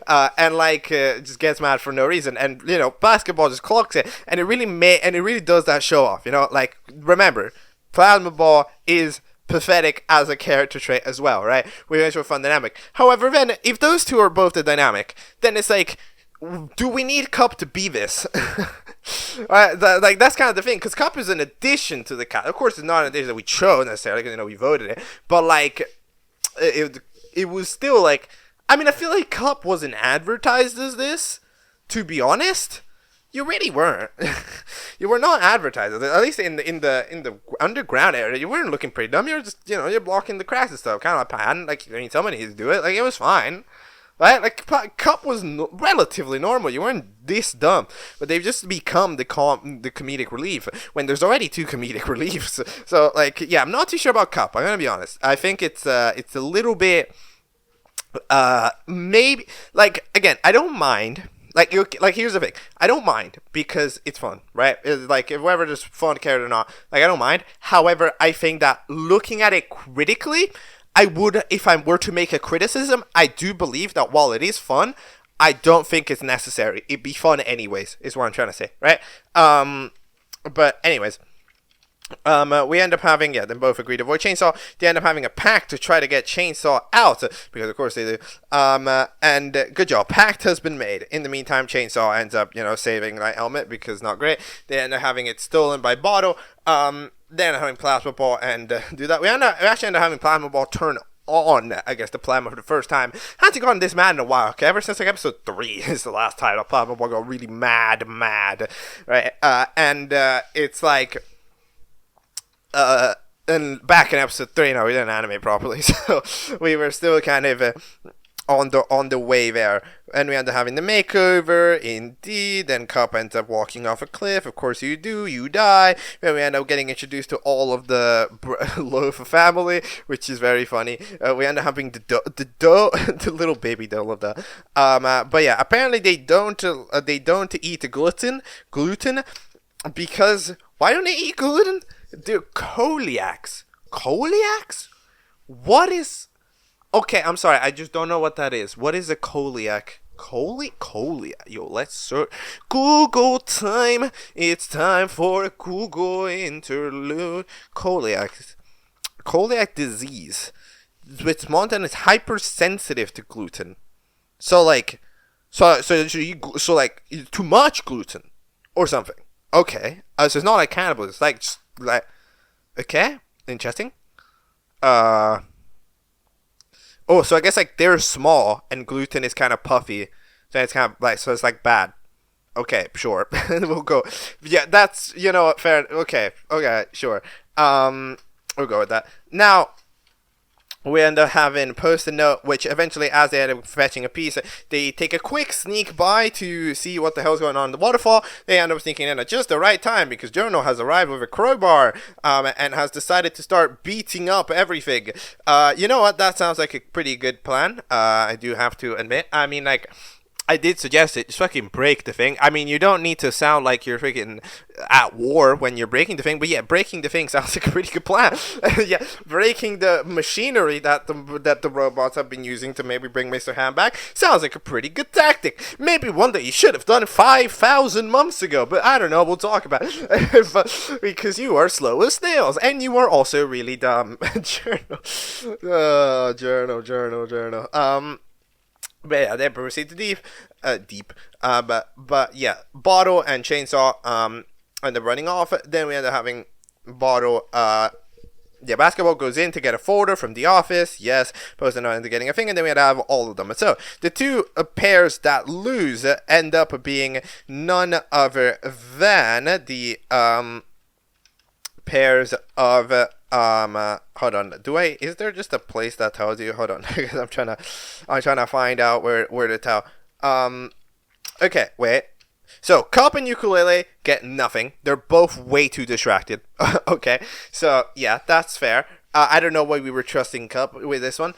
So, while they do that, then Plasma Ball and Basketball lose with only one paper. However, Basketball ends up getting 5 free points due to getting a folder. So, because of that, that means that Post-it Note and Slipper end up both losing. So that is what is happening. Okay, so then we end up having the unbelievable, the unbelievable moment after, first of all, Platinum ends up getting roasted because the Bronze calls dibs on the evil plan. And remember, dibs is the rule of life. I like that. I like that detail, at least keeping some of these old details alive, right? Because I feel like some of them aren't real, but some of them are. So, I think it's nice for consistency. So yeah, those 4 are for elimination. And now we end up having the unbelievable moment where Chainsaw successfully manages to convince Bottle that it's a better idea to vote for Post-it Note. Because why are these characters so can we have the next challenge be that they go to school or something? like it's actually unbelievable, because it's like, what are you thinking? Because like Chainsaw goes like, you thought that I was gonna betray you, but like, what do you mean? Like, Bottle, Post-it's mad at you, not because Post-it Note might betray you. Post-it Note's mad at you because you betrayed Post-it Note by not following their idea and not saying it, and you're staying silent. It's going, yeah, you. And then it's like, bro, what is that? And then you believe Chainsaw, which is the guy that you found annoying the entire time, is genuinely unbelievable. How? How do these feeble minds work?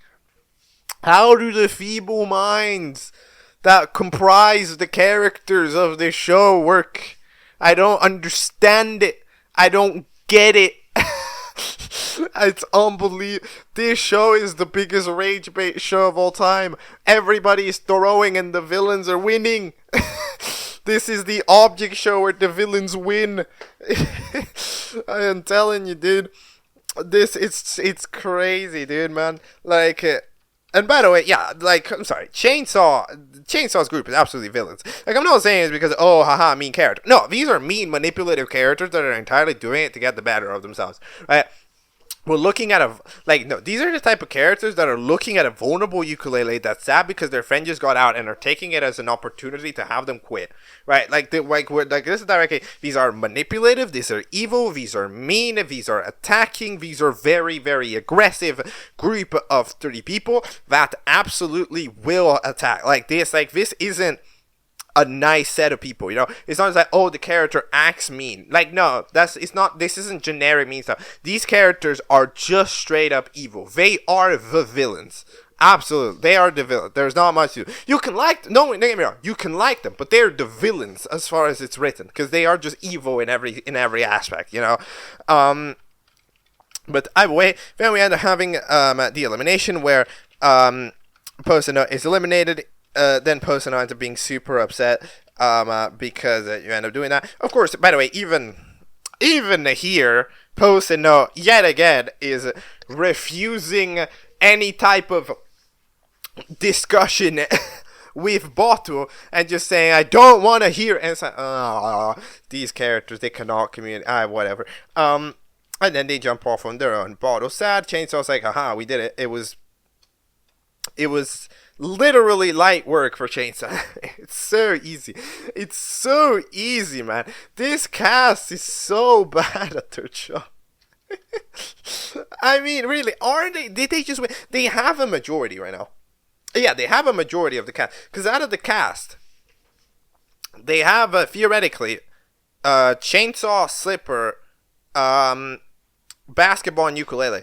They have 4. That's 4. That's the cast. You can't get Cup to go any direction. That's just not gonna work.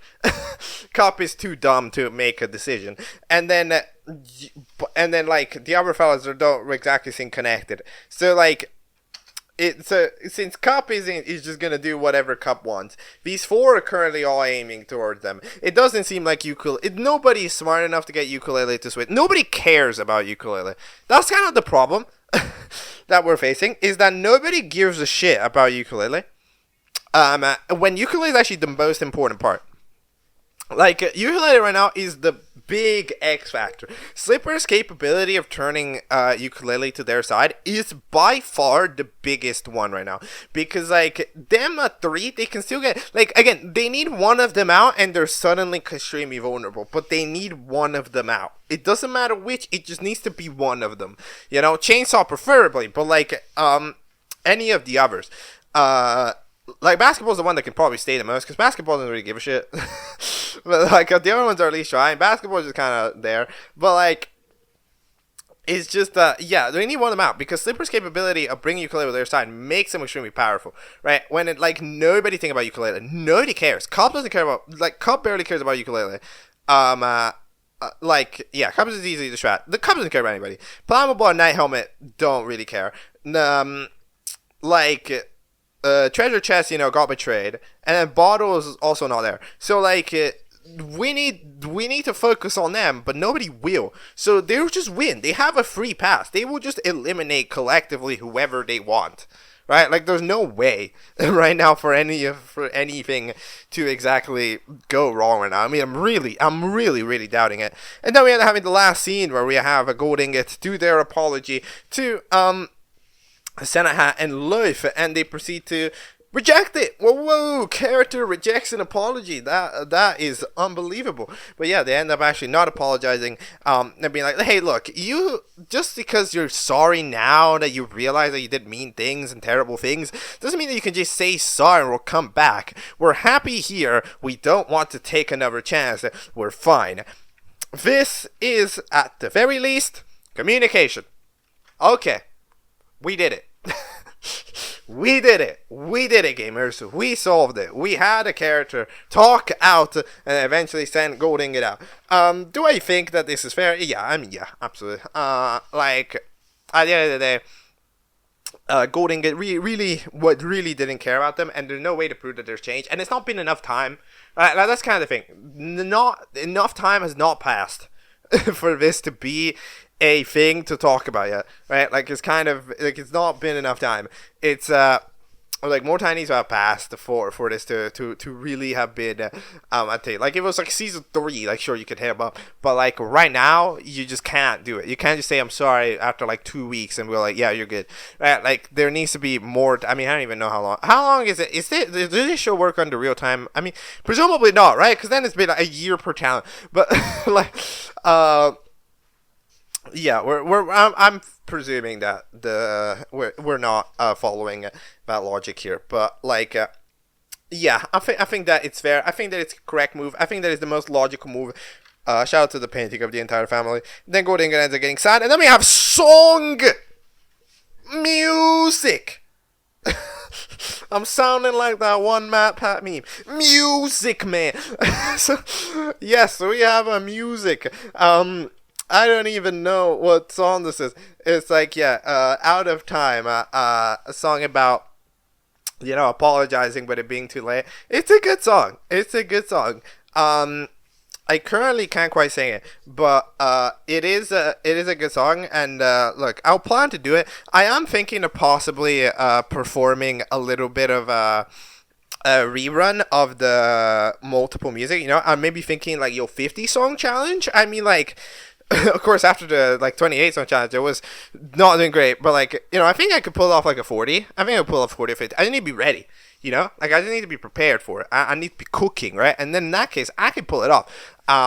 I just need to know the song. So yeah, I'll absolutely include stuff like this, stuff from 3E, stuff from those stuff, because I've watched a lot of shows with songs ever since, right? So I'm thinking of doing that. Anyways, I'm talking too much. That is episode 14 of Paper Take 2. That was November 2023. As of 15, release in the meantime in June 2024, so that's another like around 8 months. Yeah, it takes around 8 months per episode. Paper Puppets Take 2, pretty consistent. Episode 15, A Rotten Egg. Go!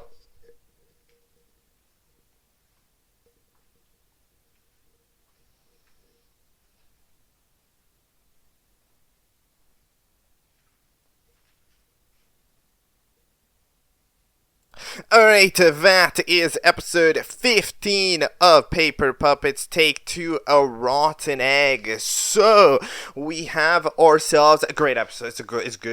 It's good. This one's good. It's probably a contender for what I currently believe to be the best episode of the season, because it is a good episode, dude. Like, it really does. It sorts everything out.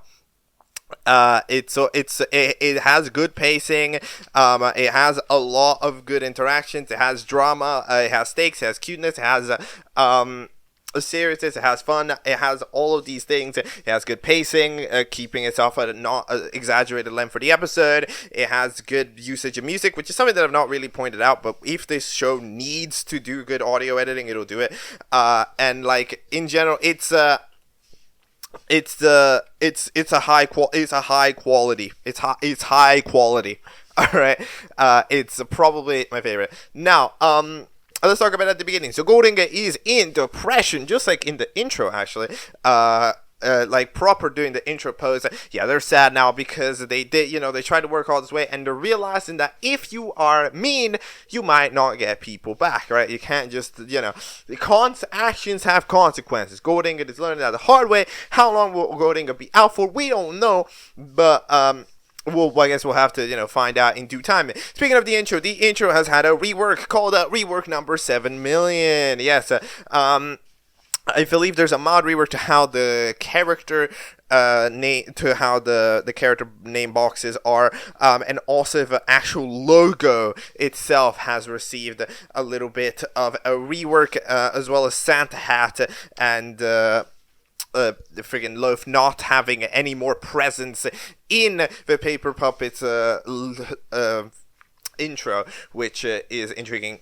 So that's overall pretty cool, although it does mean that the created by YellowAngiru doesn't show up naturally like it did before, which is unfortunate. I think that like Platinum or something should have held it up, but yeah.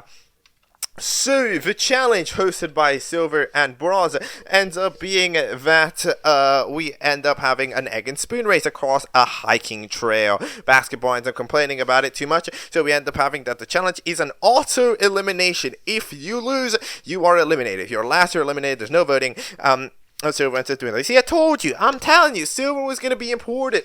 Silver made up a challenge. Now, this was another top-tier opportunity to try to maybe get the villains out. One of them needs to fucking go. However, it was not to be again. It was not to be again. Chainsaw is too physically strong. Slipper is too tactically strong. And Basketball, Basketball is pretty poor at everything. However, not last place poor. They're not last place bad. There's a degree of... there's multiple other players that are pretty poor.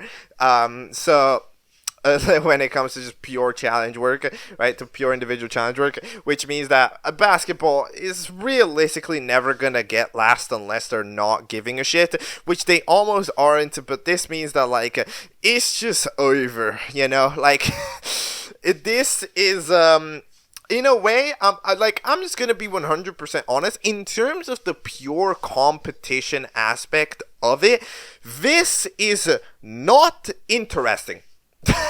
We are not in an interesting position. Just straight up. There are 4 people that have, in a cast of like 9 remaining, have all of the power because the other 5 people are not together. So they can just vote out whoever they want. They will be able to vote out whoever they want in this contestant vote because viewer vote doesn't decide, so they're not fragile anymore. So I'm going to be honest, I'm looking at this situation and I'm telling you, currently I'm not seeing how this situation, competitively speaking, is interesting. The team bracket folk are just OP. There is nothing that anybody can do to stop them right now. There really is nothing. So, like, this was a challenge because you need one of them gone and they're back to being fragile. But as if they're all there, they remain OP. And you have to take them down while they're OP ones. And everybody has failed again at what was a golden opportunity given out there by Silver. It's just, they don't deserve it. You know, at this point, it's like Team Bracket has just managed to sweep. When they were a team, they swept through everything. When placed in individual challenges, they sweep everything and manage to manipulate the people on the way. So they're strong at challenges, they're strong physically, they're strong mentally, they manipulate, they do everything. Everybody else has fallen to their skills and there's fallen to their game. Nobody else deserves it at this point. It's unfortunate, but like the Team Bracket people at this point in time, of course, bullshit might happen. You know, you never know. You never know what's gonna happen. However, as of right now, I don't know what else they're gonna invent. You know, I'm sure it's not gonna be this easy. But like right now, the team, to be 100% honest, Team Bracket has like an 80% chance of surviving all the way. There is nothing that can currently get them out. Nothing. If they just play their cards right, they're not losing this match. They have like Stockfish as if they're winning. Okay, so that's kind of the main situation. All right, Fridge is there battling Fridge, and because they're mad at the other Fridge. I mean, the other Fridge is bigger. Okay, and we end up having everybody go over onto the hiking trail. So we have some interesting fellas. Should we go in order? How do we go in order? Do we go in order by finish? I think we go in order by finish, right? So yeah, let's try to go in order by finish. So Bottle finishes first, okay? Bottle finishes this challenge first.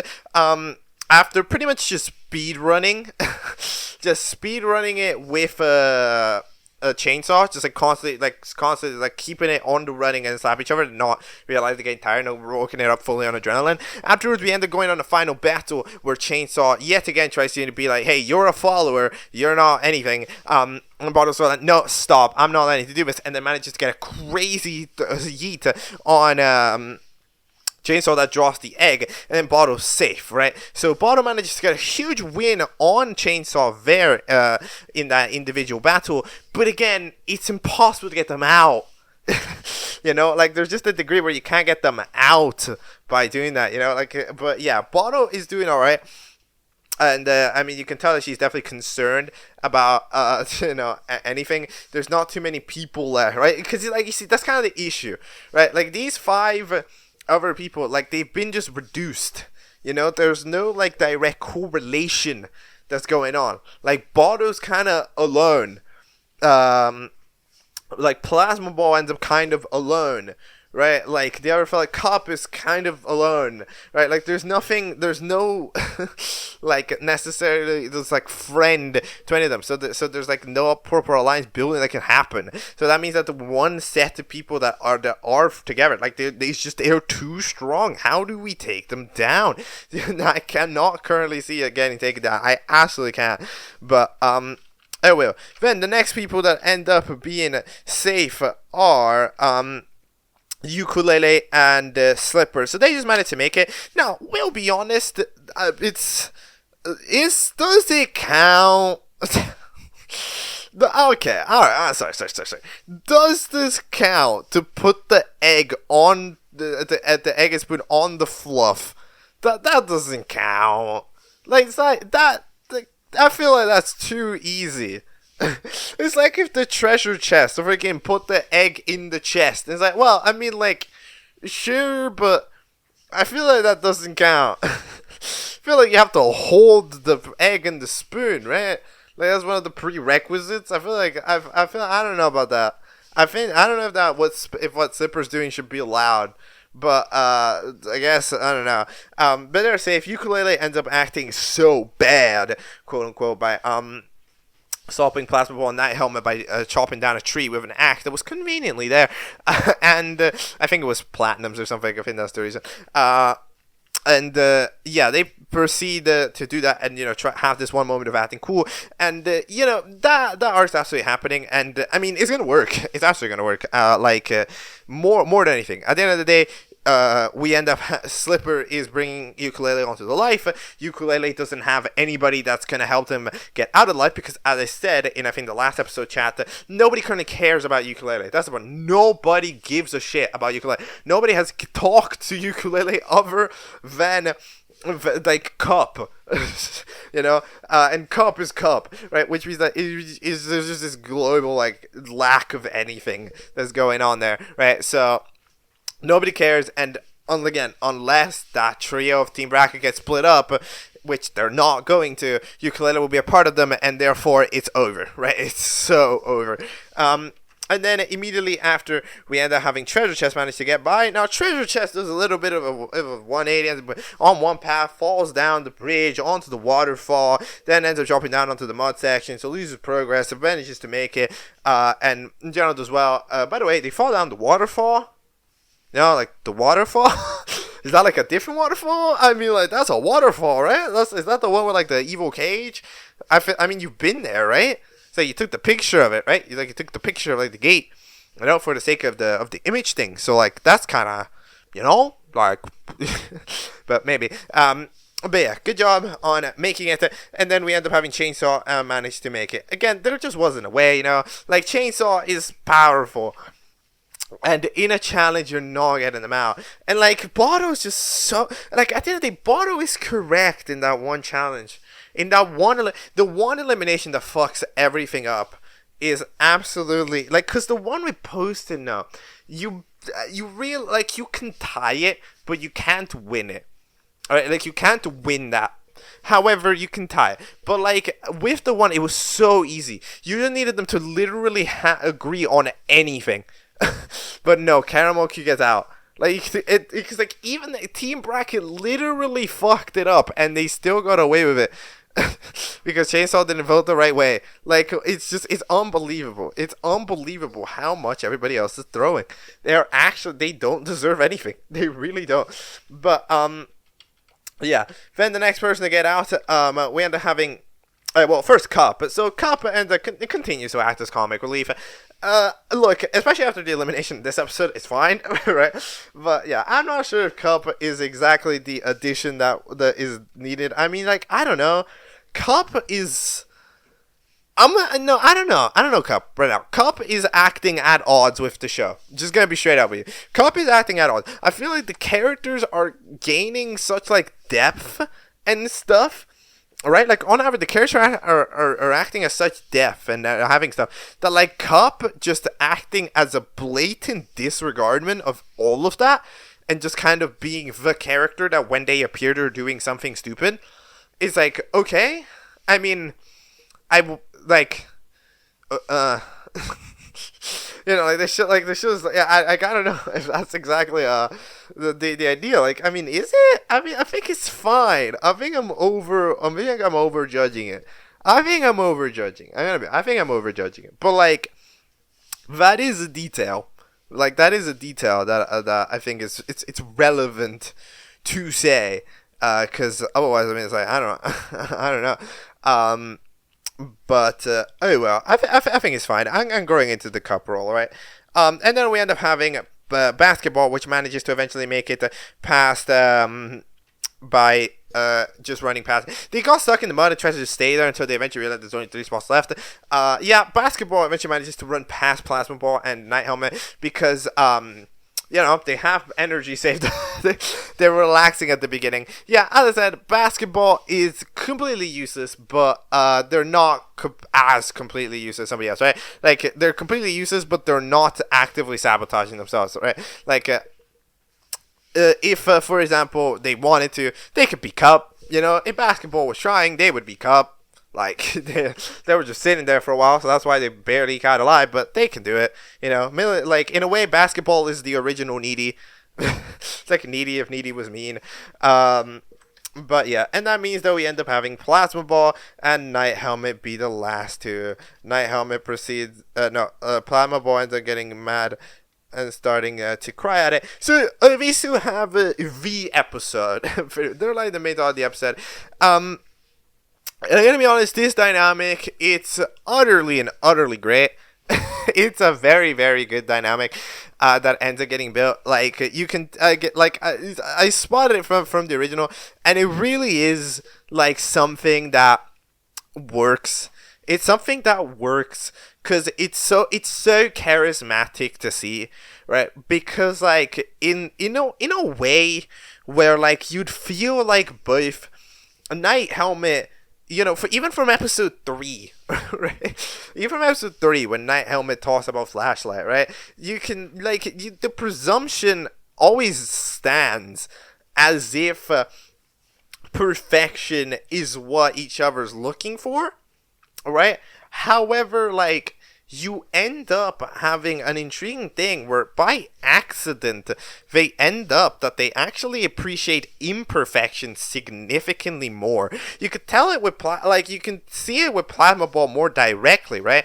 Where Plasma Ball, just directly enjoys seeing like Night Helmet act like a goofball, but like you can see it in the other direction as well, and it's very heartwarming. And in this episode, the interactions they have right together, they're fun, they're cool. Again, it shows off the main detail, because sometimes it can be the wrong perception that Plasma Ball is not dumb, is not a doofus, when Plasma Ball is a doofus, absolutely, which makes for for a very strong duo. It's a very strong duo, and as far as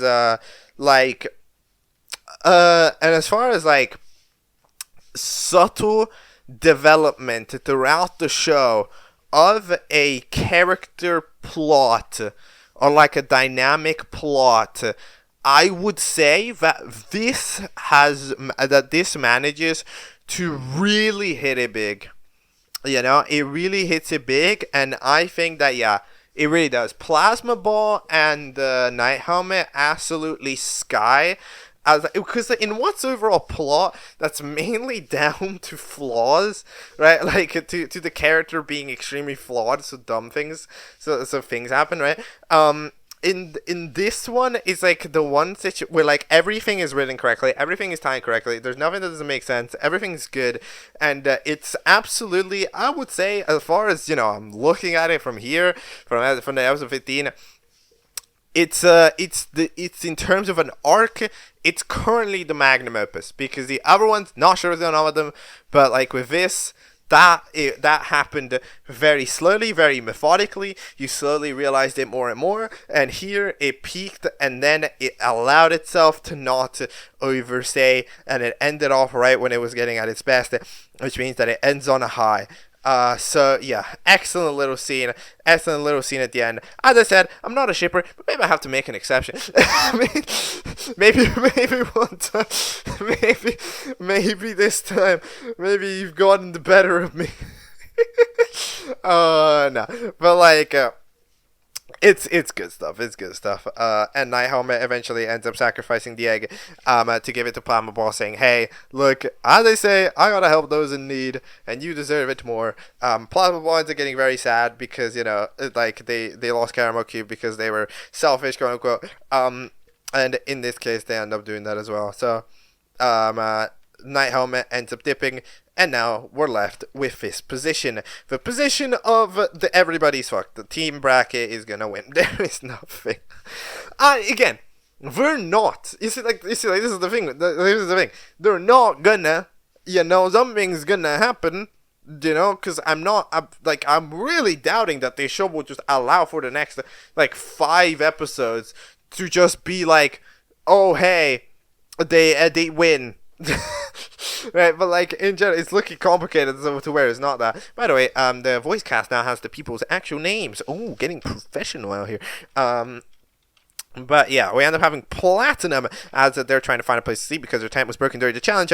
Ends up actually stumbling upon the cave, thinking this could be a cozy spot. They end up finding the broken piece of machinery, which for some reason isn't even fully broken.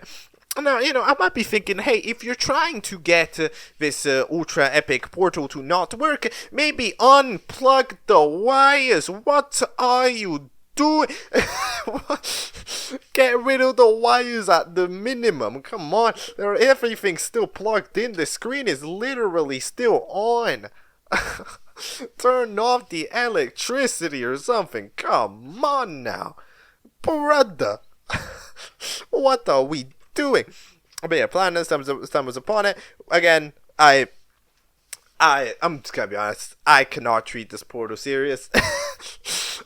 This portal does not scare me at all. Gold ingot can open a 3DS and we're good. It really doesn't seem that threatening. I'm for this show has managed to make things look pretty threatening. It has not managed to make this portal look threatening. This portal is equally as unthreatening as it looked immediately. It's just it's a portal. Dude, golden ingot can get here in 3 seconds. It's okay. It's just fine. It's okay. Just send them back. Teleport everybody there and then teleport only yourselves out and then boom, you're good again. And then break the portal. Right? You just do that. It's you all that you need is to call up gold ingot one fucking time. Yeah, but nobody's gonna do that. But it's all looking good. It's all looking good for now. Anyways. Episode 16 of Paper Puppets Take 2 is entitled King of Wishful Thinking. If that released in when did it release? So this episode released in June 2024. Episode 16 released in June 2025. So a full year passed between these two episodes. Okay, here we go.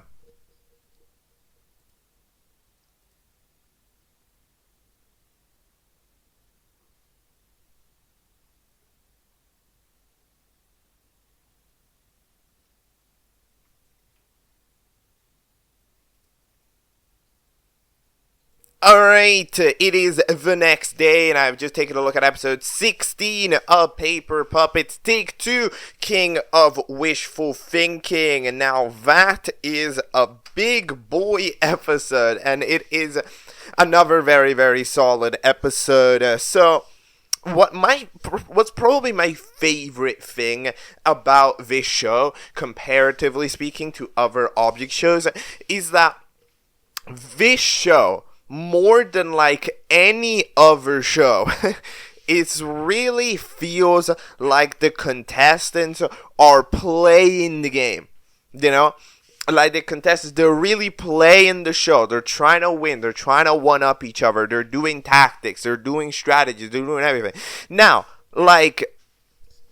and they're not just perfect tactics every time. They flaw. They lose. Sometimes they do it wrong. The characters in this show are playing the show, which is such a difference sometimes to how it usually goes, right? Because in so many shows, right, so many characters don't give a shit. So many in majority of Object shows, there's always an important set of characters that do not care.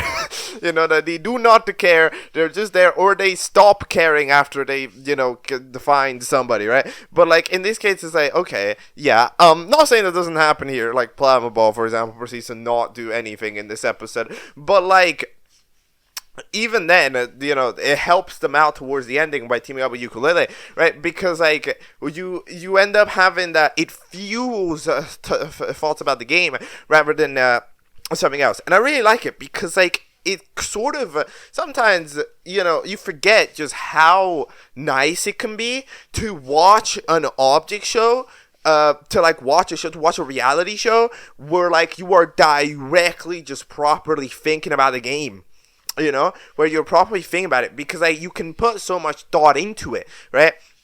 You can really think about the decisions that are being made and the tactical things, right? Which is one of the powerful parts about reality shows as a whole, right? Is that you can judge tactics, you can judge these ideas, because the characters are playing the game. How would you play the game? How would you think of it, right? And you can really get yourself invested super quickly into a world when it's like that, right? And I'm not saying we haven't seen Object shows like that. I'm thinking MBMB and stuff have had this type of dynamic. However, a lot of the modern shows, and a lot of the big shows, they're a bit distracted by other stuff, and that's perfectly fine. But I think having one that's just so locked into the game itself is really nice. So really nice, little bit of a change of pace to other stuff that I watch, and it makes it stand out because it's really intriguing. Especially because every character is dumb, so yeah.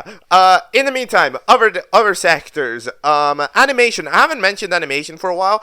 Because ever since Cup, the episode where Cup joined, like the Dungeons and Dragons, the animation has stayed roughly the same. It still is roughly the same. However, it does have I would say, higher ceilings. I'm seeing a couple of more super complicated angles, and from time to time, there is a shot with additional lighting work, right? So it seems like the ceiling has increased mildly. However, I think we're still trying to work ourselves into it, but I'm not surprised if, of course, we're heading it later on, right? But yeah, by the way, you know what I'm saying? I'm still doubting that it's actually going to remain focused on the game, by the way, heading into future episodes, right? Because I don't know if it's the next episode. The next episode is called Right Hand Man. You can tell what that means. Something's going on with that, right? Like, the hand is coming, everything's going to get thrown off, one invading teapot type thing.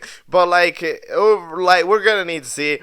But at least for right now, where the contestants are focusing on the game, we can think about strategy and everything. Is very nice, okay? So I like that. Animation's taking a mild bump, and in general, it's just an episode with a lot of interesting little details. So, wishing well.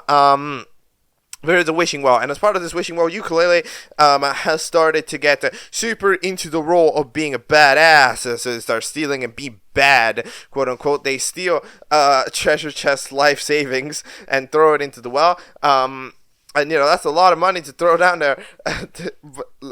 Treasure Chest gets pretty upset at Ukulele. Treasure Chest does not have a good episode in terms of, trying to survive. However, to be fair, when's the last time Treasure Chest has had a positive episode? I feel like Treasure Chest has just gotten beat up for the past, 7 episodes in a row. So, I mean, you do what you gotta do. Then we end up having a Cup and going in with the well. Basketball things like, well, with money in it. Let's do that. In the meantime, we end up having Golding keeping on the depressive episode. In the couch, you see that as a shot, which I think shows off a good example of what I mean, with the proper sun lighting work done for a special shot when it's necessary. So then Golding comes in. At the end of going over there, they end up trying to wish that Santa Hat and Loaf would forgive them. Hey, just saying. I mean, look. Just saying. That wish is broad. Technically, they could have forgave Gold Ingot secretly and then just not come back, but they would have forgiven. Just say that's like genie type stuff, right? Like, oh yes, they'll forgive you except silently to each other, and they won't come back, and they won't ever tell you, But I'm just saying that technically that could have happened. You just wouldn't be able to know directly. But of course, the wishing well isn't real. But, the Golding takes that as a joke, and because he gets super upset, he ends up going over to the well and telling them to destroy the fucking well. So no golf episode yet. Cup is mad. Dude, okay, you know what? I know we're not doing this episode ever, but, can we just have a golf episode? Can we just do it? I feel like it would be on, you know what? Let's just do it one time, okay, sure. Is it gonna be whatever? Okay, we'll take the hit. All right, I'll fund it. No, I won't fund it. I'll fund the golf episode. We'll do it. Okay, golf sounds good. Let's do that. Because all these hosts keep playing golf. Even me phone, right? One time went over to play golf or whatever, and we never get to see it. Let's get a golf episode on the board, bro. Let's do that. But yeah, either way, we head ourselves into the intros. The title cards are still here, so title cards are just a staple. Then we end up having, of course, challenges to do that. So treasure chest ends up in the big problem that we end up having in this problem. Oh yeah, Cup wishes to the well that treasure chest will hang out with them.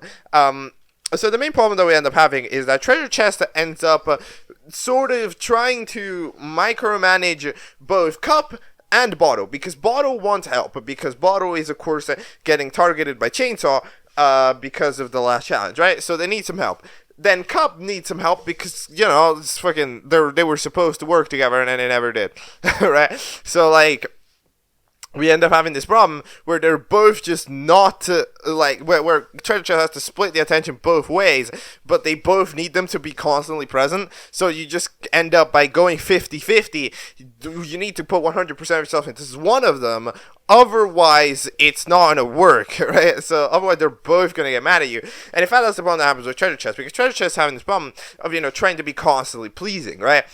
And this was something that in the original Team 47s, Treasure Chest was relatively good at mitigating, right? Because Treasure Chest was very much so a fella which was one for trying to stick together, right? It was one for trying to stick together. So by kind of like combining the forces, right, you end up having everybody together, and that worked. And in the original Team 47, that worked. That's how the win streak happened, right? Everybody working together and then getting the shit done, right? However, it ends up that the problem here, of course, goes that you can't do that, right? So it ended up making the big problem, right? And eventually we ended up having Cup just get mad at them, right? Cup is not apologizing over there at the end of the episode. Bottle is like, hey, look, you understand, but you can't put your time on one basket. You gotta tell me, because by not helping anybody, you ended up leaving me stuck in a shed. Okay, to be fair, yes, we left Bottle stuck in a shed. There was not much you could have done about that. Okay, about that, there was not much you could have done. However, secondly, we left Bottle stuck in a shed. We left the Cup drowned in a bunch of shit, which is there's a degree of as usual. What is this? While I'm describing the situation, I think you can arrive to the conclusion already just from me talking about it. The problem is a lack of communication. La la la la la. Communication. La la la la la. Hey, we suck at it. Yeah. It's so rough. It's always communication. It's always communication, dude. It's unbelievable. Bottle tries to talk to Plasma Ball. Try to reconcile. Plasma Ball proceeds to immediately get mad at it because there's nothing like Post-it Note being like, hey, you voted Post-it Note. I didn't vote for it. I didn't vote for my friend to get eliminated. And then Bottle goes like, hey, look, I'm trying to be nice out here and you out here with the temper. Yeah, no, Plasma Ball is truly a soul. Yeah, you can really tell. Again, I like what Plasma Ball's written quite a bit. It really does take the focus, right? Because Plasma Ball not composed at all, and it really tries to show that off as many times as possible.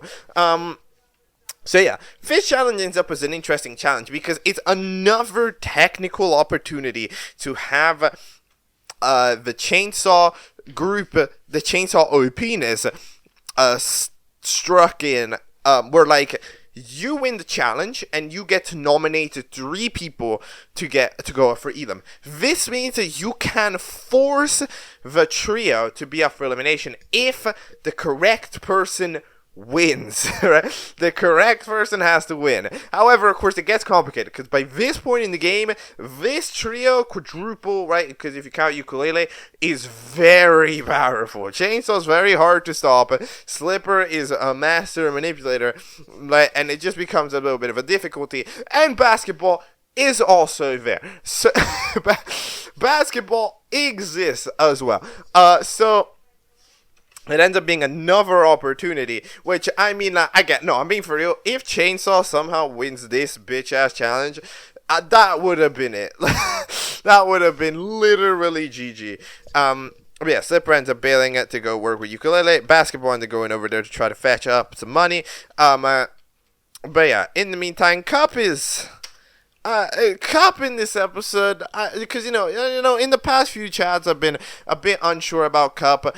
Am I still unsure about Cup? Yes, I am still unsure about Cup because I still don't think Cup aligns with the rejoined Cup. I still think those just feel like 2 different characters. I see no correlation. Cup was not like this, but this Cup is fine. There's a character. I know that there is a character that perfectly encapsulates this Cup. That's like a perfect comparison point. I don't remember. I just know that it exists, but it's there. But overall, Cup ends up acting a little bit more logically in this episode. They're just trying to make a big ass stack which, I mean, like, okay, I guess. Yeah, not exactly sure what plans. What are these people doing? A bottle and treasure chest are trying to get rid of it by making a campfire. No idea why. Trying to dig a hole. If you bury the well, I mean, I guess that's somehow a worse plan than Cup's plan, right?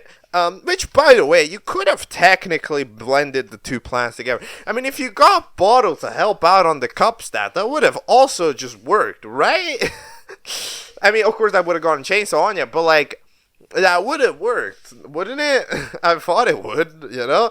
But yeah, Chainsaw just trying to make absolutely sure these two cannot win under any circumstance, for their plan. Because, like, if Cup wins, Cup is just spinning a wheel and choosing, okay? So, like, that it's just one of these two cannot win for their plan to stick around. You know, he does a good job at it. He does a pretty damn good job. At it for quite a bit. If you're curious about basketball finds a freaking treasure trove. I think the YellowAngiru, like, golden statue thing from back in season 1. That's there as part of the thing, which is a cute little reference. But yeah, we end up having, again, Ukulele drop to stack everything. And as we're doing that, we end up having Chainsaw go crazy with a sledgehammer, trying to, you know, well, first they lock you in, and then they try to murder a treasure chest. Yeah, Bottle is being a little unfair with that, with calling you out, because at that point where you're locked in the shed, there is nothing treasure chest can do. You're just getting chased around with a sledgehammer by Chainsaw, right? Like, at that point, that's just the end of the road for any help. Plasma ball, and we end up having a plasma ball. Like, treasure chest tries to ask for plasma ball sword. In a quick moment, plasma ball goes like, hell nah. So, but a bit angrier. Ukulele ends up getting pulled over by the policeman. The policeman goes like, "Yo, we doing good?" Yes. They're leaving. So that's a good interaction. Yeah, Ukulele has still not made a 1,000,000% progression into the level, until we end up having, you know, has not into the level of being bad, quote unquote. But then they get back into bad ideas by trying to crash the Ultra Stack. So then what ends up happening is, by the way, a sledgehammer hit. Okay, I'm sorry. There's a bit of plot convenience, because we proceed to have Chainsaw hit the sledgehammer perfectly above where basketball is, so that way it breaks through the entire ground and therefore makes the freaking cave that basketball is in crumble completely. You know, things in this show feel like they happen relatively realistically. This is not one of them. This is not one of them, but we'll go with it. They end up falling down, dying, and then the chest ends up landing in the middle of Mr. Hat's family poker game. So that's cool. Mr. Hatcherson, or whatever you're called. But yeah, then we end up having Bottle learn to do something. So Bottle learns that you can turn, I guess, into a Molotov by simply pouring the gasoline, getting supercharged, and there we have it. So this is a character concept that I think is very shared across a lot of creators and things, because it's a cool idea, right? That a liquid bottle, right, is directly in a way dependent on what the liquid is, right? Because, you know, it's just, it allows for interesting things, right? Like being, for example, I don't know, being drunk if alcohol is there, being in this case, supercharged when gasoline's there, right? Being super, like, dreary when some other thing is there, right? And this is something that we've seen in a lot of ways, right? Like, and a lot of characters have done this, right? In the same way, like, for example, I'm thinking, you know, immediately Barf Bag is like that, you know, a lot of our characters, right? And any character that's a glass in, like, any show does this, right?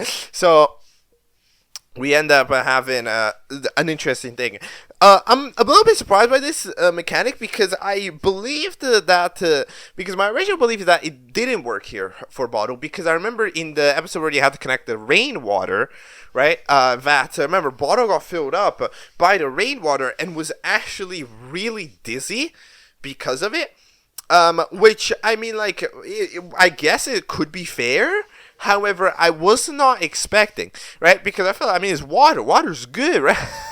Right? But yeah, I guess not. Then you end up getting super mad, and you're going over there. Chainsaws now getting chased, and we end up having something crazy happen. So they end up yeeting themselves onto the well as they both dodge the throw. So the Molotov ends up exploding and causing a fire onto the well. Plasma ball is just looking at this, you know, what the fuck are y'all doing? In the meantime, Chainsaw starts breaking the thing. Treasure chest goes up here and gets, of course, lashed out on by Cup. This is very justified. They did promise. They literally did promise. And then we end up having... Dude, what even happened? Okay, so Ukulele... Okay, wait. Chainsaw was about to give in another throw. Then Ukulele misses the landing onto the... misses the driving onto the well. So drives onto Chainsaw instead, crashing into the stack, which makes the stack fall. However, Cup dies to the side while treasure chest falls within the cup, and then the stack falls onto it, which means that since treasure chest fell onto the stack, they managed to climb out of it, and that means that treasure chest was in the well as the well was broken, which means that they technically count as having destroyed the well, so they proceed to somehow win the challenge. And then Silver has made some art, some fan art, which, you know, fan art, you made that pretty quickly, to be fair. You didn't know. I'm telling, no. Silver didn't just make that in 1 second. Silver definitely made that a variation for each one of the characters and just has the paper for whichever one won. I see you, Silver. You enjoy doing this. I see you, Silver. But yeah, the treasure chest proceeds to store it in the, you know, at this point, treasure chest of doom. And, we end up having basketball. Yeah, the treasure hunt didn't work.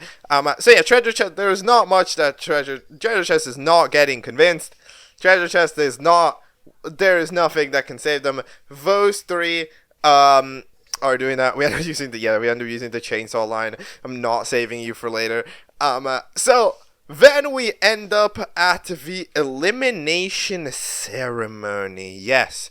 The elimination ceremony, which ends up having an intriguing thing happen. So, Chainsaw and Basketball and Slipper, right, the team bracket trio, they end up having the idea between themselves that they are going to just simply let fate go. So Chainsaw votes Basketball, Basketball votes Slipper, and Slipper votes Chainsaw. That way, it's all even, and then we can do it. So they agree to this. However, of course, Slipper is evil. So Slipper proceeds to go with Basketball to be like, hey guys, let's vote Chainsaw. So, they proceed to do that. So that would be theoretically 2 votes Chainsaw, and then Basketball's vote, which is Chainsaw. Okay? Right? So that's 1 vote Basketball and 2 votes Chainsaw. Then we end up getting to Ukulele. So Ukulele ends up finally opening the note from Bubble Wrap after way too long, and it ends up reading it and gets super sad about it because Bubble Wrap said I love you and everything, and then there's that realization from Ukulele, I changed everything I was now from that person. I can't keep it up like this. So they get super sad, right? And then we end up having Plasma Boy eventually walk up to them and be like, hey, I understand, but we know whose fault this is, because of course Plasma Ball is very upset at Slipper as well for the other challenge, right? The challenge that eventually, well, not really the challenge that gets them eliminated, but, you know, the challenge before that, where he sabotaged the freaking Night Helmet. So that's a thing. So they then vote together. However, I was expecting them to vote Slipper, but they actually vote Basketball? Why are we voting Okay, I don't know about that. I mean, like, what? So it's Slipper's fault. Okay, I think I see the idea. Alright, is that the idea is to make Slipper's situation significantly worse.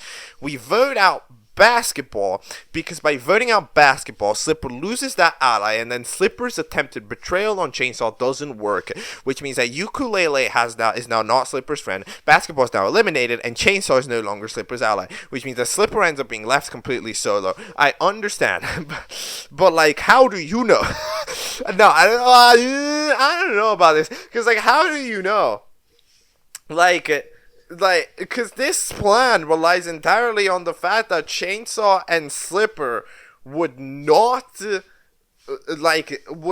Slipper would betray Chainsaw. But how do you know that Slipper would betray Chainsaw? Right, like, it's just that. That's the one thing which I wasn't sure about. Right, then in the meantime, Bottle, Treasure Chest, and Cup are kind of just trying to do their thing.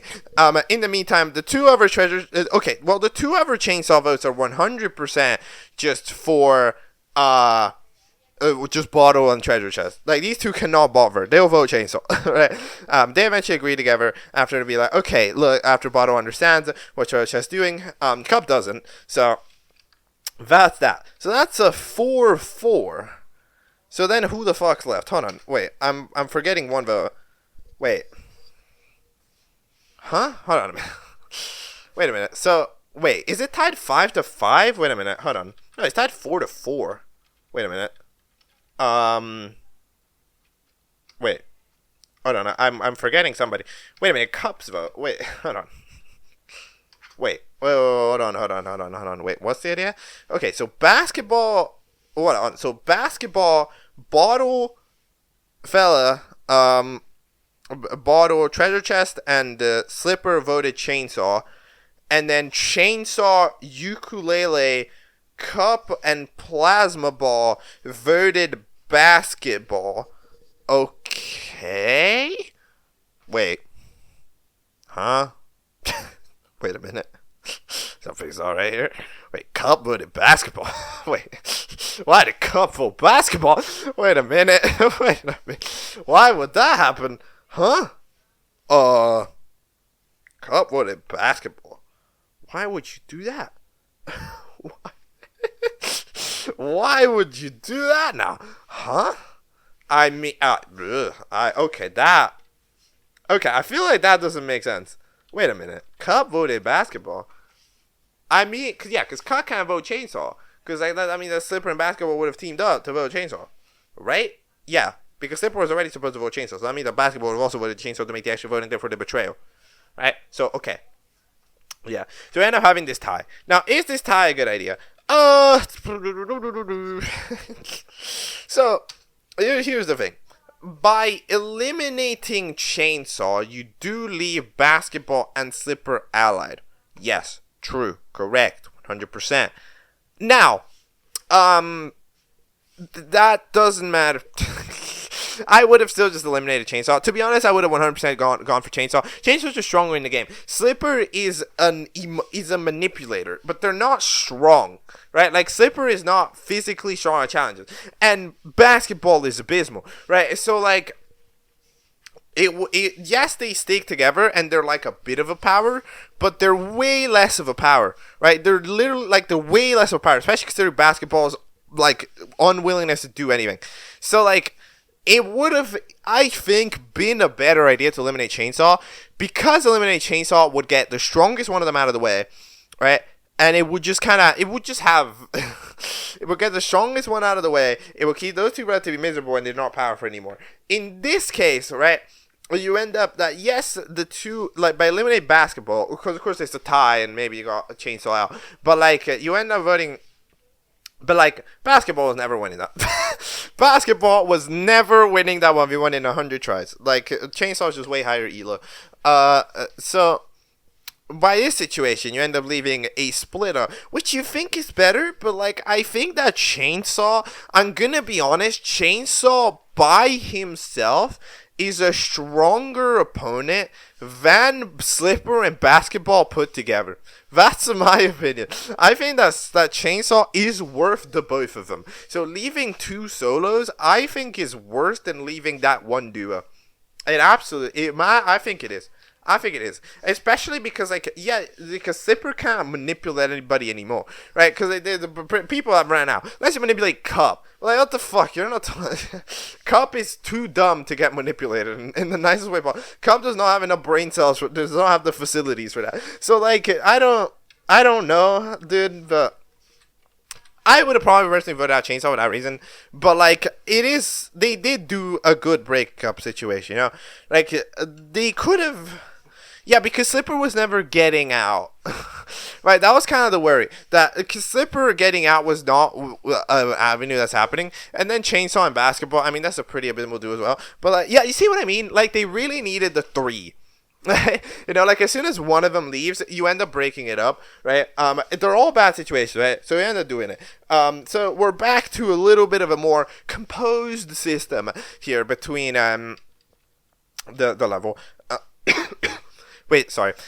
Which, by the way, we end up having Chainsaw. Let's get so mad at Basketball and they're fucking yeeting them down. And they don't bounce up, so that's not great. The Chainsaw, the Basketball's like die. That's possible. The first episode completely absent of a post-credit scene, by the way. That's intriguing. Not sure why.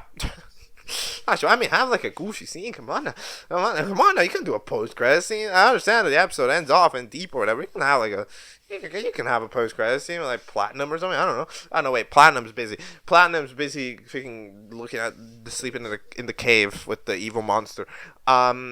And becoming the evil monster's best buddy. I don't know. Like, have a shot of, like, I don't know, the people spending their money, the hats or whatever.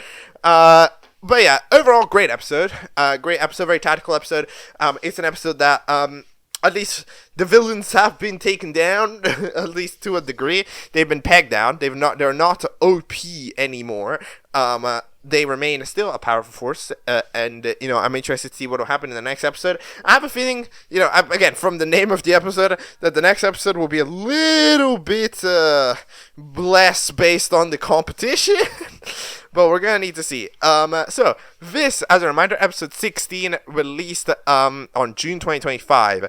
Episode 17, which is Right Hand Man, of course, ended up releasing in March 2026. That is a while. That is another around 8 months. The average time for Baby Puppets Take 2 episodes is currently about 8 months. It's time to discuss all of it in the modern times.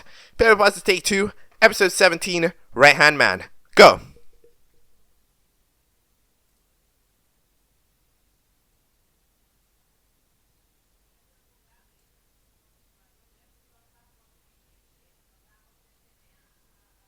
Okay, so that is the latest episode of Paper Puppets Take 2, Right Hand Man. So, yeah, that's a good stuff. That is good stuff that I'm seeing right now. You know, it feels very pleasant to see Paper Puppets, right, try their hand at the 10th episode. That you can tell, right, from the very beginning, it was like, yo, what if we did this, right? Like, episode 3, it tried to be this, right? But, like, we weren't there yet. We did not have the facilities to perform that, right? We did not have the skills. But now, right, where the show has found out how to be tense, has managed to make tense moments, you can really see it throughout those later moments that it manages to make some nice and pretty gripping scenes. So, like, it's really managed it on that front, absolutely. And it's managed it on a lot of fronts. In terms of animation feels very well thought out. It feels high level. There's camera angles, like, stuff's doing it. It really does kind of feel like that last episode, you know, that was starting to blend them in. And now this episode's having them more than ever. At the beginning, we get baited by the possibility that it could actually be a golf challenge. Again, I know the joke is that there isn't a golf challenge, but all I'm saying is that a golf challenge is not ironically bad. I think it could make good episode. I'm going to be the only person in the world that's ever going to say that, but I think a golf challenge makes a good episode of the show. I see potential. There's a lot of potential for chit chat. They got to walk anyways. You know, there's potential. Okay, trust me on this. But yeah, what was it? Yeah, in terms of writing, I think that this is another a solid episode because it's pretty much it's an episode entirely focused on character interaction. There's no physicality involved in the challenge. It's entirely just got to talk it out, right? And it really helps to proper lock in the characters if they weren't locked in already, right? And it's which they were at this point, like we get it, right? We get the character, but it really helps to lock in just that depth to each one, right? Everybody in this main cast, right? Everybody in the bunker, especially, is a very well thought out character, right? Like it's a very, like, you can see the nuance that is there. It's managed to really make it flourish, like you can see Chainsaw is kind of aggressive, trying to play an aggressive play style by trying to destroy the competition because they really want to win. They're like number one on that bottle, as you can see, always trying to help and really, really trying to put herself into it, but sometimes this isn't quite working, right? Plasma Ball, extremely short temper, gets upset about anything. That's just how they are. That's just the wrath of being a plasma ball, and especially when it's so visually distinct, everybody can notice and it can really shape you. So it's about learning to not have that shape with them, right? Then we've got Slipper. Slipper is just master manipulator. There's not much to say about Slipper. Slipper is the master manipulator. You can see that that we get a tarot card reading for Slipper in this episode. But yeah, Slipper ends up really being like that master manipulator type, had it easy. Now's a little bit lost, now that the plan didn't quite work out. However, it's you need to grow and find yourself again. Does Slipper want to live this evil life? I think so, probably. Yeah, let's be honest. I think you do want to do that. Then we have Treasure Chest. Treasure Chest, in a way, is the same thing as is in the same thing as Bottle, right? Where, like, you want to help. You want to always be there to help. However, it's in a little bit of a different way, right? Whereas Bottle is trying to really help out in any situation that we can.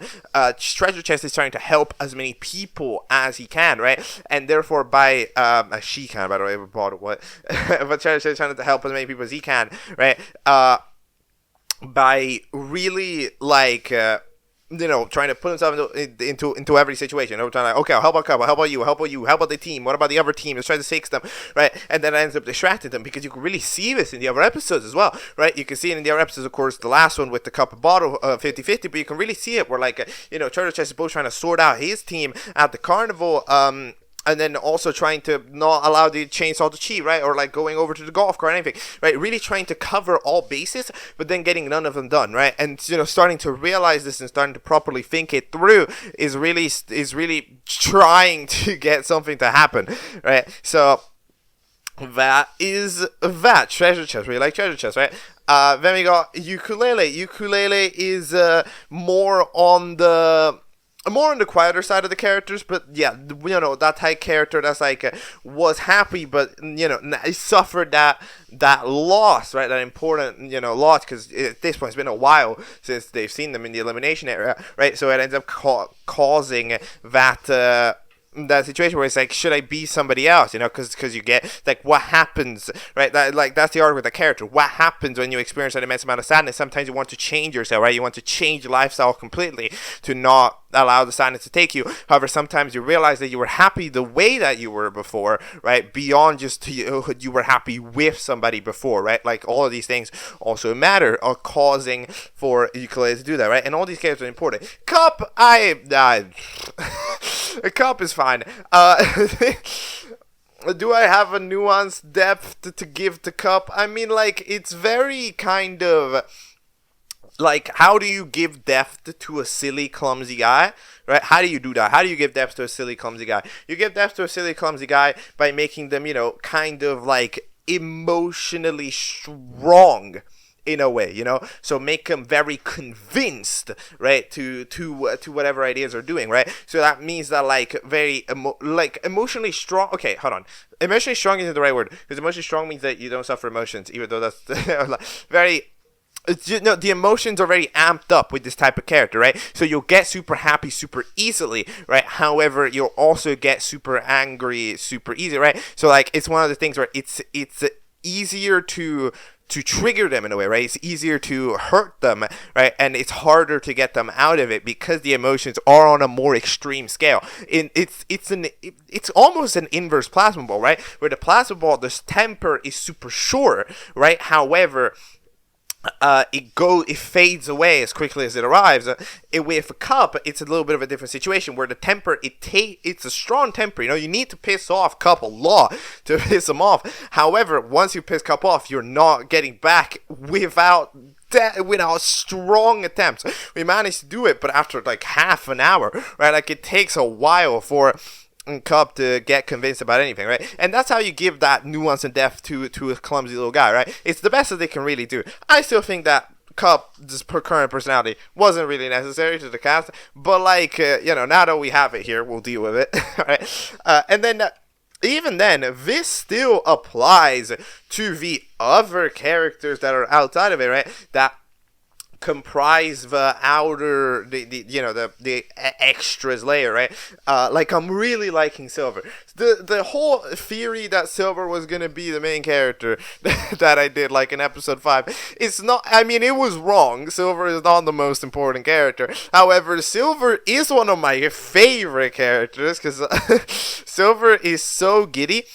Silver is the sort of replacement character to the nerdy character that you would usually see in that people like Post-it Note have entirely deviated from, right? Where Post-it Note, I'm still smart, but we've entirely deviated from that character archetype. So we decided to place the character archetype, being a little bit more geeky, talking about stuff whenever possible, right? Trying to introduce to these silly, nerdy little hobbies to other people, right? Onto Silver, which I think is probably a smarter thing to do, to not put it into a cast contestant, right? And then Silver's voice acted great, and is also just fun, right? It's just a fun character, right? So, for example, for a character like that, is good. Journal is just going insane. There's not much to say about it. Journal is going absolutely havoc. Ravik isn't even the word, but that's just how much he's going insane. He's coming up with new words in the English language. Yeah, he's getting absolutely beat up by just himself. I can't here. It's hard to feel bad. It's all his fault.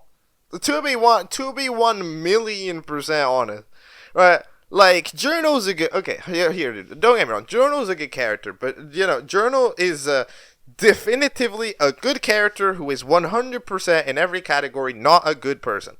They are a well-written character, they're a good character, they're a very consistent character, but they're not a good person, right? Just straight up. Not I would honestly argue that there might just not be a redeemable factor to Journal. It doesn't work. It's there just isn't anything. It's unbelievable. The perception that nobody goes to Gold Ingot to talk about this portal and this Mr. Hand shenanigan, or to show the gateway or anything. No, but we show the gateway, but we don't explain the gateway because we should try to just take a picture of the gateway for the thing. for the picture channel, right? But it's unbelievable. Now, okay, I understand. Gold Ingot is currently having the depressive episode, right? So they're not exactly currently responsive to much of anything, right? But just because we don't hit them up now, it's unbelievable that we just don't hit them up at all. It's just what? It's such an and you'd think that Post-it Note would have just done it anyway, but I don't know, dude. They're doing whatever, right? But yeah, Journal's absolutely going crazy. Just entirely, it's suffering from their own overthinking. I understand the position that Journal is in, right? I understand why this would happen, but it's just failure to realize you've ever fallen into it, right? It's just a failure of realizing you've fallen into a situation that you didn't need to fall into, right? Where it's you've seen the gateway, which, by the way... you saw the gateway and the monster, and the Journal all the way in episode 1 was I need to stop this, right? And it's well, why? It's as simple as asking why. It's the question I've asked in a million episodes that Journal just will not answer, right? Journal will not find a reason. Why do you need to stop everything? Okay, the others don't believe you. Show them. Bring them over. You'll see. If you have all of this truth parade, show them. Nobody can see them. Why not? Is it because they'll get hurt? If you don't get hurt, you protect them. Is that all? Yeah, do I you? You know, all of these things that Journal isn't clocking in. Then, speaking of it, of course, as we get to see them properly run around, we end up having them get a knock on the door by a blue entity, which, by the way, hold on. I'm telling you, Journal might be the lowest IQ individual. So you're telling me in this place which you famously know has blue monster entities and nobody else who resides in it, when a blue monster entity with a blue light shining through the window knocks on the door, obviously, what do you gotta do? Oh, yes, I'm gonna open the door. I'm gonna invite you in. Hello. Like, bro, there's a certain degree of how are you so dumb? It's unbelievable. It's actually amusing to watch Journal. It's like, it's unbelievable. You end up surviving because, again, these monsters are not that good. They get hit by one object and they die. They're about as scary as a potato. But, like, it's interesting. Then Mr. Han goes like, what the hell's going on with you? But yeah, we end up having them apparently have a new plan, contingency plan, which implies to a couple of things. Something needs to wake up, but there's apparently something in that little glass container that has to wake up in due time, and that'll do something. I don't know. It'll make a new game or whatever, right? The original idea is for Journal to break it. Journal doesn't break it because Mr. Hang is a little too cocky. But like, if they broke it, they probably would have woken up and Journal would have died. And honestly, might have been deserved. but like, we end up having them just do it. Don't bother. It's a waste of time. Yeah, and then like, you're just hallucinating, like, just straight up, right? Like, again, the TV is the true. Like, Mr. Hand has I fully believe that everything else is just a hallucination. Full 100%. Like, the only times that Mr. Han has actually been seen Journal are these times through the television. Everything else, this is just Journal hallucinating because they don't sleep, they're way too worried, and that's a thing that happens. So, I don't think there's any, the room has actually infected a venom that makes everything look like Mr. Han. I know, that's just you going insane. Right, like, there's no way. Like, what, the evil venom that makes you confuse Post-it note for a freaking Mr. Hand. Like, what? But yeah, speaking of which, Post-it note is going to sneak off. And yeah, by the way, the challenge is, for some reason, there's an earthquake happening. Why is there an earthquake happening? I actually have no idea, but there's an earthquake happening. So, that was just not explained, so that's interesting. But yeah, everybody goes over except for everyone hides in a bunker last second, except for Cup, which was going over to fetch the golf ball, if you remember, because they fucked up the golf thing challenge, which, you know. But yeah, eventually they all get stuck in the bunker with Cup still not there. They try to call Goldinga for help, but Goldinga ends up not bothering because, you know, they're taking a mental health day. At this point, they've taken a mental health season.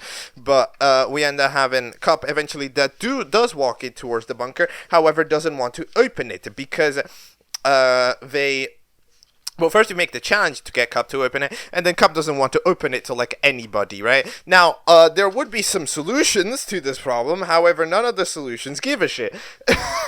Alright, like, the thing about it is that, you know, if, like, Plasma Ball or Ukulele, for example, especially Plasma, if Plasma Ball went over to Cup, we would be fine. I feel like there would be no problem. There's no problem there. But we're just too distracted for any other people to do that. Ukulele maybe not, because they crash into the pile. Although I don't know if Cup would have known that. But, like, this means that it's only down to people who dislike Cup to try to get Cup to convince them, which is just a little bit complicated, right? So, yeah, then we end up having some chats, Ukulele with Palmer Boy and having your chat, that you gotta manage them. We end up being friends, freaking Palmer Boy enjoys being friends, with Ukulele. Then we end up having, the tarot card reading from Silver. Yeah, so Silver reads out the tarot card, for, Slipper, and we end up having the emotional stability in the past. By the way, I have no idea how tarot card works. I am basing it. I don't know if this is an accurate to how tarot card works, but look, we'll go with it. But how does Silver explain it? Okay, which is past card, present card, future card. Sounds very simple. Is it that simple? I feel like it's not that simple. But we end up having the present, which is a reverse hermit. So they end up having a loneliness or feeling lost, and then the future is by the way, of course, I was fucking drawing of a hand, but yeah, ends up having an awakening of sorts. So you'll have an awakening. Will Slipper have an awakening? I don't know, but they might. I guess there's a chance.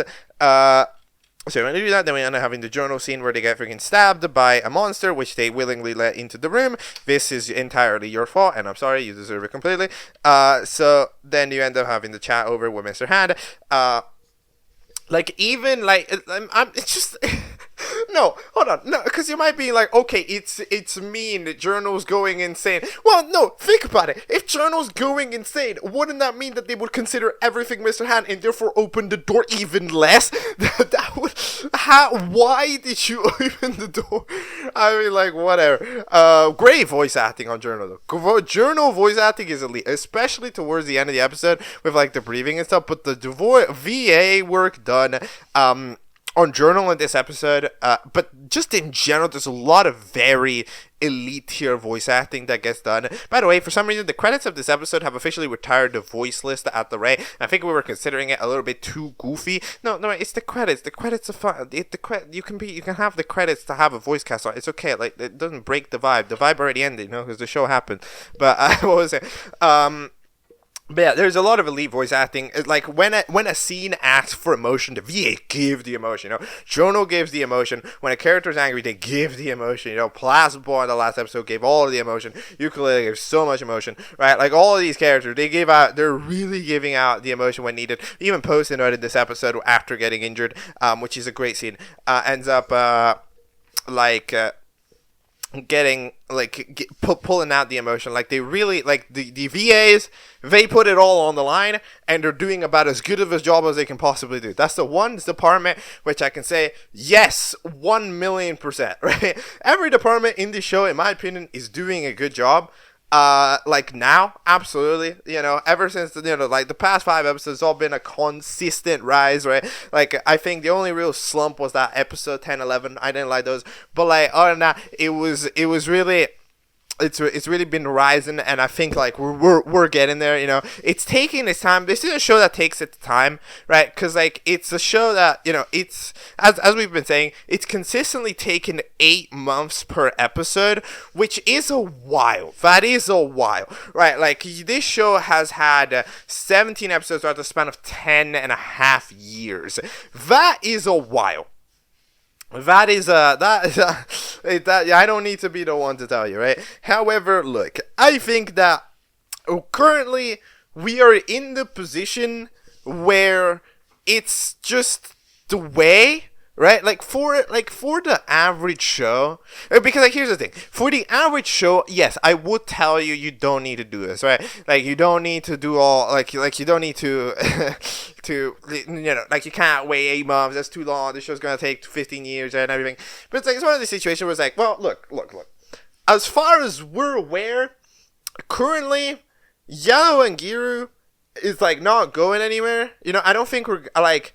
We've been at it for 10 years, like 12 if you consider season 1, right? And, like, we have been at this Object Show thing for a while. We work on BFDI, we work on people. Like, we're not quitting, you know? I don't think we're getting, like, it doesn't seem like a motivation death is going to happen, right? Like, because that's the issue with other shows, right? Because, like, the issue with having other shows take ages on an episode is that it takes away fan interest, yes. However, it also... causes a motivation death, right? Because, like, when you're, you know, 4 months into the 9-month production, that's when motivation death kind of hits, right? Where it's like, it feels like the end is never, but the start is so far away, and that's when motivation crumbles. But, like, this show has been used to that, it's managed to overcome it, right? And, like, I feel like at this point, you can reasonably just trust that it'll be fine. You can really just trust it that it'll happen. It'll happen. It's a high level. It's doing good writing. It's doing it like, it's trying to be the best of the best. And therefore, when you ask for the best of the best, not out of Jack and Jellyfy, that means that you're gonna need to wait a little bit, right? So that's alright. That's fine. I think for this show, it's very allowable. So yeah, we end up having that. What was this in? How did we go into this side time? Oh yeah, it was VA. I was like, wait, how did we get? I was tracing back the steps of the conversation to find out how to connect this back to the show. Oh yeah, we were talking about Journal. Journal does break the thing. The Post-it Note does that. I don't know why Post-it Note is so scared of bothering Flashlight or Caramel Cube. I mean, I get that they're having a cool little movie night, but you can walk. Like it's fine. But either way, then we end up having the Chainsaw try to convince him it doesn't work. Then they're trying because everybody forgets that they're competing for $1 million. They're considering how much emotion these characters are putting into it. I don't think they're forgetting. But then we end up having Bottle try to talk to them, but Cup doesn't like Bottle because Bottle defended the treasure chest, which is the most illegal thing to do in the world. Treasure chest would know this by heart. Then we end up having Treasure Chest try to give a conversation. They end up apologizing. That they'll to do that, but then they actually do end up that Cup does end up convincing them and end up realizing. Everybody walks out. However, Slipper ends up having the idea, hey, you can just stay here, there's enough time where nobody will quite realize that you didn't leave, which means that therefore Cup will get eliminated by Chainsaw remaining, which is just a good strategy. Chainsaw didn't originally think of the strategy. Slipper thought of the strategy. Slipper's very devious, right? You can see the deviousness within Slipper, right? It really is such a devious mind. It thinks of the most devious tactics every time. It's very smart. It is in a way. Slipper is smart, right? It's evil smart, but it is smart. Slipper's a very smart character. The fact that the Slipper not being capable of quite pulling off the betrayal in the last episode is entirely just not something that Slipper could have ever controlled, right? So it's fine, it's alright. Eventually Cup agrees to let him go. They agree to understanding their differences and doing that. Then we end up having Bronze go over to the roof, which looks very good, by the way. The lighting on this room is crazy, but there's that safe that we robbed from, right? Up here. But yeah, then we end up having Bronze be like, hey, look, they try to force Goldingot to get up because it's like, dude, you need to stop. You made mistakes that cost you your friends, fear regret, but you're letting it ruin your life, man. Hiding away and hating yourself won't accomplish anything. But then it's like, I can't get the buck, what do I do? Then Bronze has that, move on. I'm not letting you halt your life for this anymore. You're hosting the next challenge. Get yourself together. Goldingot now needs to do something about this. What will they do? Not exactly sure. I don't know. It's Goldingot. So I don't know. I mean, Goldingot has been pretty not very well receptive of people talking to them in the past, but I don't know. We're gonna need to give it to go. But yeah, I think Goldingot will manage it, but I don't know. I guess we're gonna need to see to make sure. Cup ends up getting a ladder over, helped out by Silver to be able to climb down, because of course if they eat themselves down there, they will die. So then the ladder goes back up, and Cup ends up saying hi to Post-it Note. Post-it Note ends up looking at them, however, majorly injured because of the factoid that Post-it Note decided to sneak in because they really wanted to go see Journal, what Journal's up to. However, Journal is at the peak of insanity and ends up mistaking the Post-it Note as some 3D model of a Mr. Hand, proceeds to attack it until getting that realization that Post-it Note is. This scene is great. This scene is great. I love this scene. Love this scene. This is that type of scene, right? Like, it's not a scene that very often, but this type of scene of this exact scene composition of character that has been injured by the thing they're looking at, taking that step back as the person that injured them, that didn't mean to, tries to get over there in awe, and you can directly see the fear in the other in both of their characters at one. In a way at each other, but in a way both at the injurer is very it's an amazing shot composition, but like I can't. It exists. This is a thing that happens sometimes, but I can't think about where it would happen. Where does it happen? No, because I could, like, it gives off in a way, like, a sense of deja vu, where it's like, I know that there's a media where a shot composed exactly like that, with, like, in that scenario, ends up taking place. I think it's, like, Undertale? Something like that, right? Is it Undertale? I mean, it's something like that, right? I mean, of course, Undertale is a game, but, like, you know, you can, like to picture it. I think it's probably something around that. It's probably something around Undertale, right? Where it's kind of like you're like flowy or something, right? Something like that, right? Cause like you don't get it. Like back in 2019, Undertale anime, those were my jam. But those are my jam to look at. But yeah, this type of shot composition, it works so beautifully, and it gets pulled off so well. And in my opinion, it's one of the best types of shots that can exist. It's truly an 11 out of 10, and this show has managed a way to pull it off, and it's great. As opposed to Note just ends up running away and really runs. As Journal tries to run over to them. Okay, here's the deal. Like, where is Journal even going? Like, you see, like, that's kind of the thing. Like, I don't think Journal knows where he's going. Because, like, Journal just walks down to a stairwell until eventually going insane. And then they see a light, right?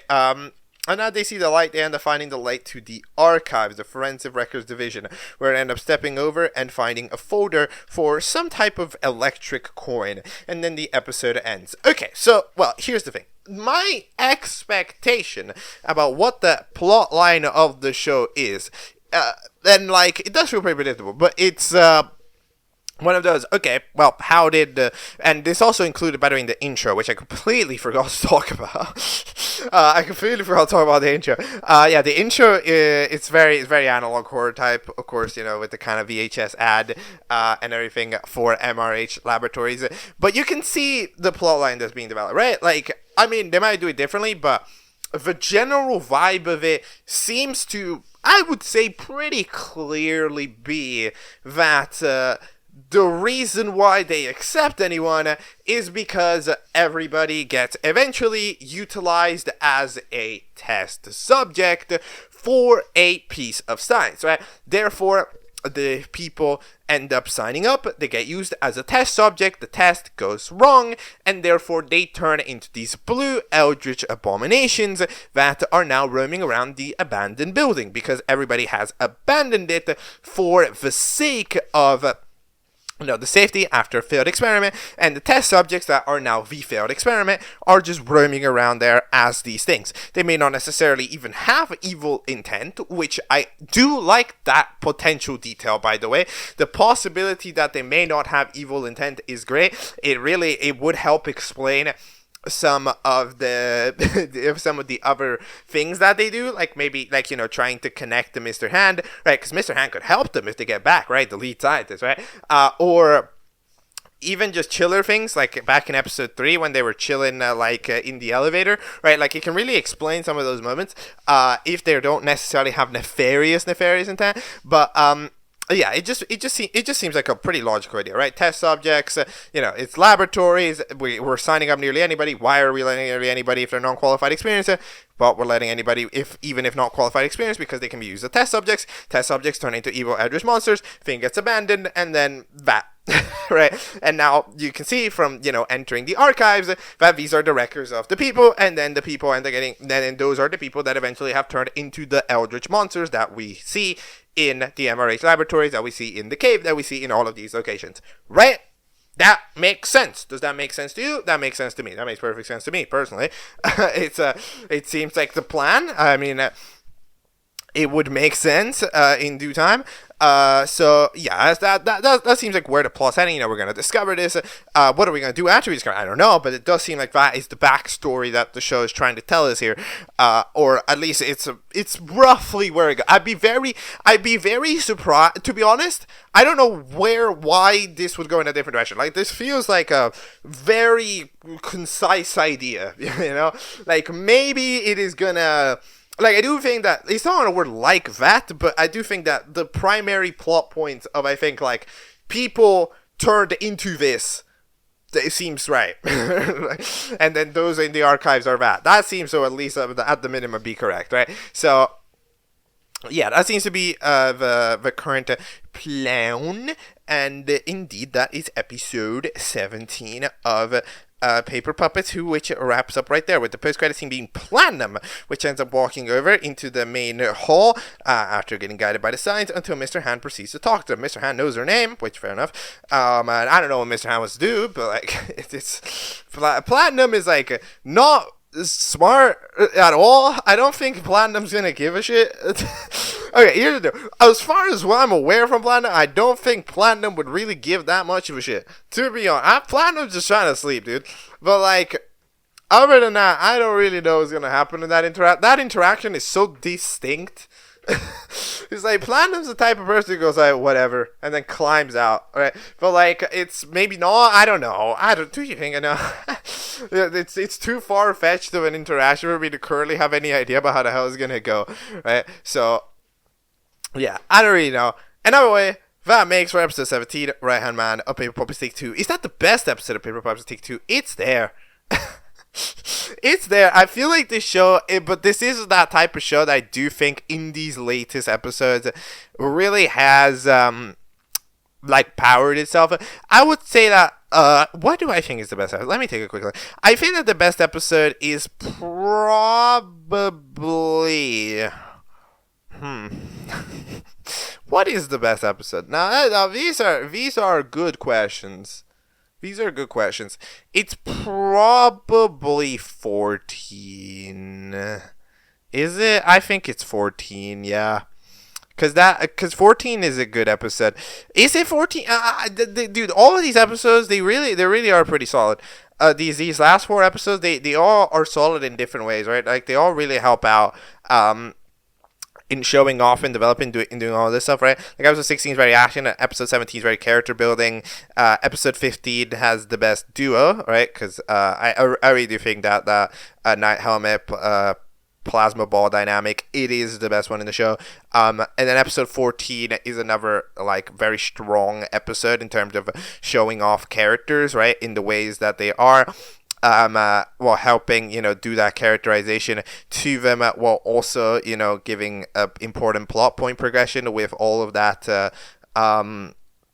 friggin' like giving all that plot point progression with, like the Loaf Santa hat stuff. So it is probably my default pick, because this episode, for much it is good. A lot of it is there's not as much action in it as there was in something like episode 14, right? So it's not like exactly there. But this episode does have the best scene. As I said, I think the best scene in this show is now from this. I think that journal post-it note scene is the best scene in this show so far. That would be absolutely my words for it.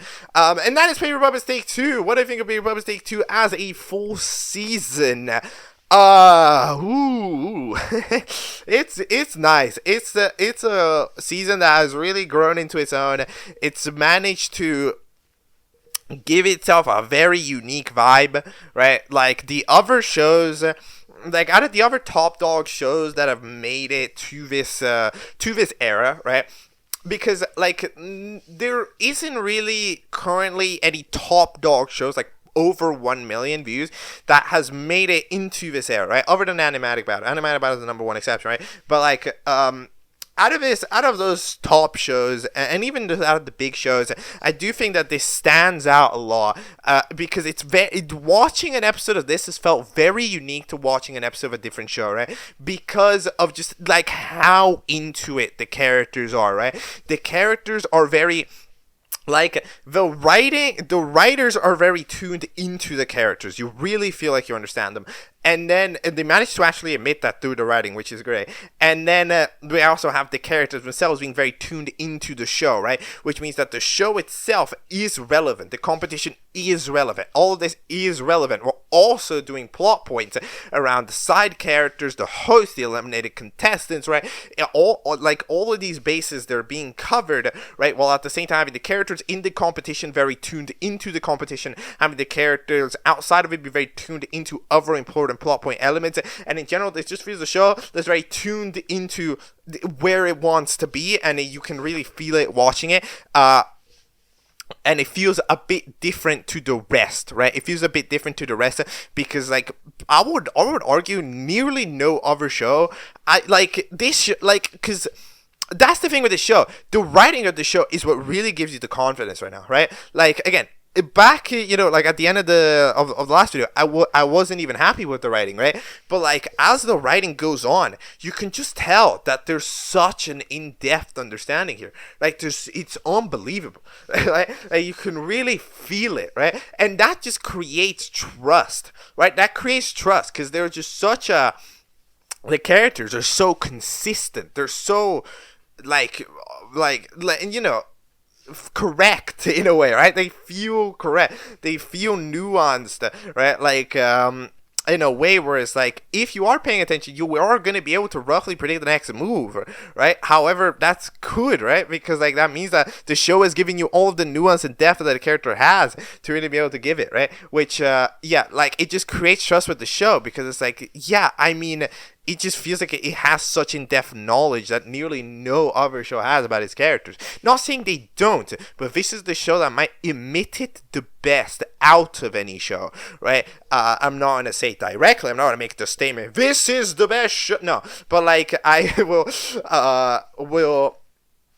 say that I think in that aspect, I think it's one of the best that at least I've seen. Of course, I've not seen every show ever made. We're getting there. we're getting there, boys. So yeah, that is the thing that I think strongest, while also being very consistent for the past few years in the animation sector, and just in general having some unique plot points. Trying to take a more tense, both a more tense approach while also a fun approach, right? Having proper tactics involved in a game design way, which isn't really done a lot of the time in the competition shows. A lot of time competition shows barely care about the competition aspect, right? And all these things, like it's doing all this stuff in the right way, and it's doing it very well. And honestly, I don't have critiques.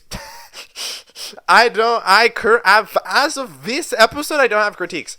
I really don't, because I think that the characters, they're all really flawed, and a lot of the time their issues arrive from lack of communication. They're even learning to solve it now, right? So like at this point, things are just looking good because some characters now know how to communicate, right? Which they before did it, right? Like they're learning to do that. Until doing that, because the only issue, the issue never was that the characters were dumb, made dumb decisions, right? They do, and the issues never were that the lack of communication was a problem, because some characters can have that issue. It's just that in around that middle of the season, it was like every character had both of these traits at once, and it just made for interactions feeling kind of samey in a lot of scenarios. But currently, we're solved. We're all looking good, and honestly, I will be honest. You know what I said? As I said in the last part of the episode, of the early era episode, I tell it like it is, right? In that time, I was saying it in a negative way. In this time, I tell it like it is. I am 100% satisfied with the current state of Paper Puppets Take 2. I am 100% satisfied with what we are seeing, and I would want this show to continue along its board, because as of everything it has shown me so far, it is going in the right trajectory, and it is doing all of the right moves. Let's do an outro.